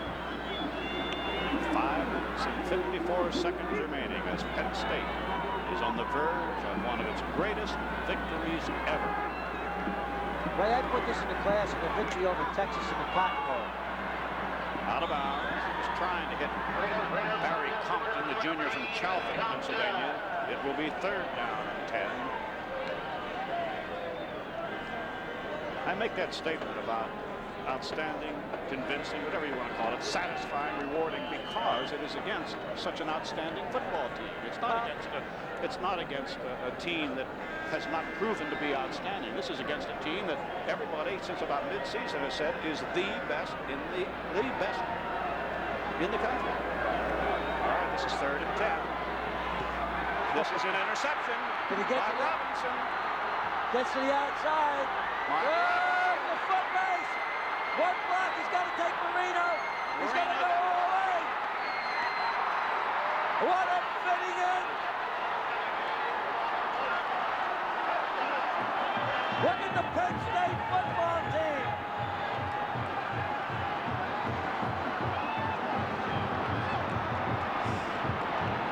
Penn State 47, Pitt 14. The offensive player of the game is going to be a co-award. Let's take a look at this. This is what happens. He has to force the ball. We realize that. But they kept Robinson in the ball game. But this is a great run. This is absolutely a great run. He steps in front of the receiver. Now he's going to make a good cut to the inside. And lo and behold, the only man that's going to stop him is Marino. And he gets a block. Somebody puts a block on Marino. He takes it back. Without one shoe. He lost a shoe. One shoe, no shoe. He gets the touchdown. Offensive player of the game is voted Kenny Jackson. Defensive player of the game, no such thing. The whole defense. Okay, I'll buy that. So Brian Franco will try for point number 48. Legal procedure. Offense.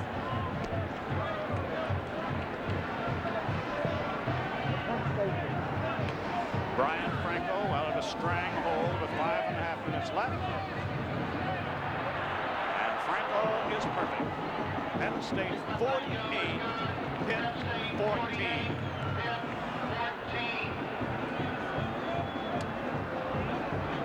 And Ray, this is what the defensive Penn State used to do. They've made things happen. They made things happen, and they put things up, points up on the scoreboard.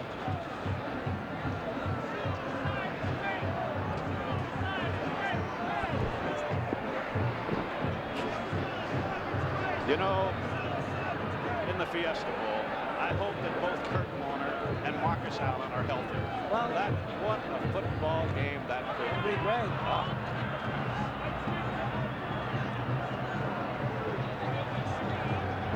I believe that is the third interception today of a Dan Marino pass. That's about the 7th turnover, and I think the 3rd interception. That was a beautiful interception. The way he just stepped in front, he had it all away. He was the free safety, and I mean, was it 99 yards, 100 yards? Edit cue number 30. After Pitt held Penn State on 4th down in Pitt territory, the Panthers have the ball. Do we know officially how many yards that was returned? 90 yards. 90 yards. Picked it off after 10.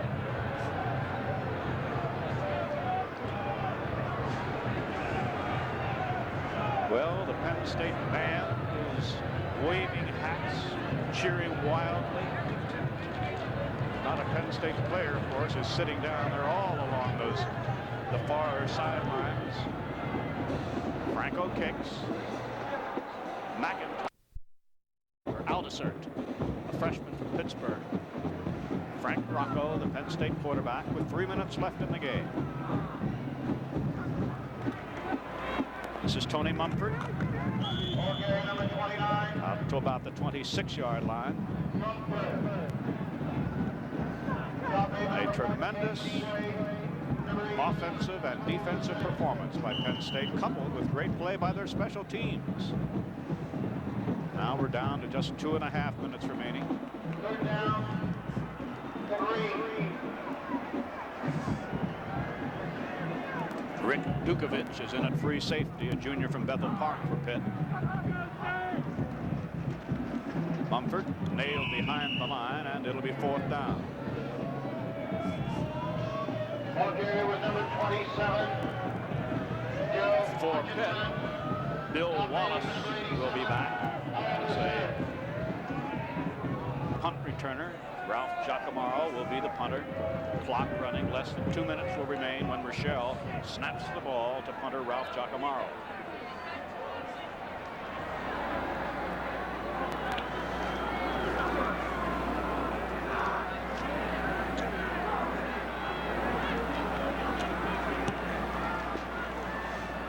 Very, very high, fair catch. Wallace hit the 41-yard line.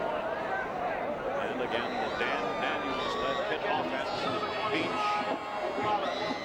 at fullback, McCall at tailback. First and 10, Pitt at the 41. For Pitt's sake, I hope they can get some of those wounded back by the time they play Georgia in the Sugar Bowl. Yeah, well, they had a little bad luck with the injuries. 1 minute and 40 seconds remain to be played. I would say no more than about a quarter of the people remain here at the stadium as McCall gets a yard, so no more than that.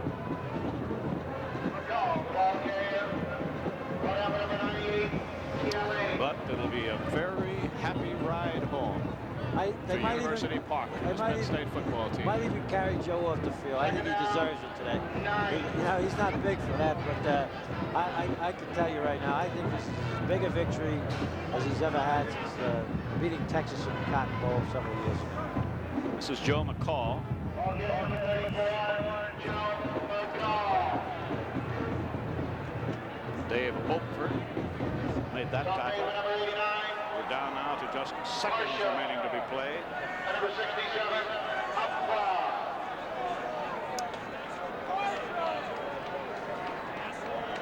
45 seconds. Third down, 7. Third down and 7. This is Bill Beach, the fullback. That about did it. 30 seconds. So unless somebody asks for a timeout here, I'm sure that the final seconds will be allowed to just tick away. The Penn State players will now have just about 1 month to savor this closing victory, which ups their record to 9 wins and 2 losses.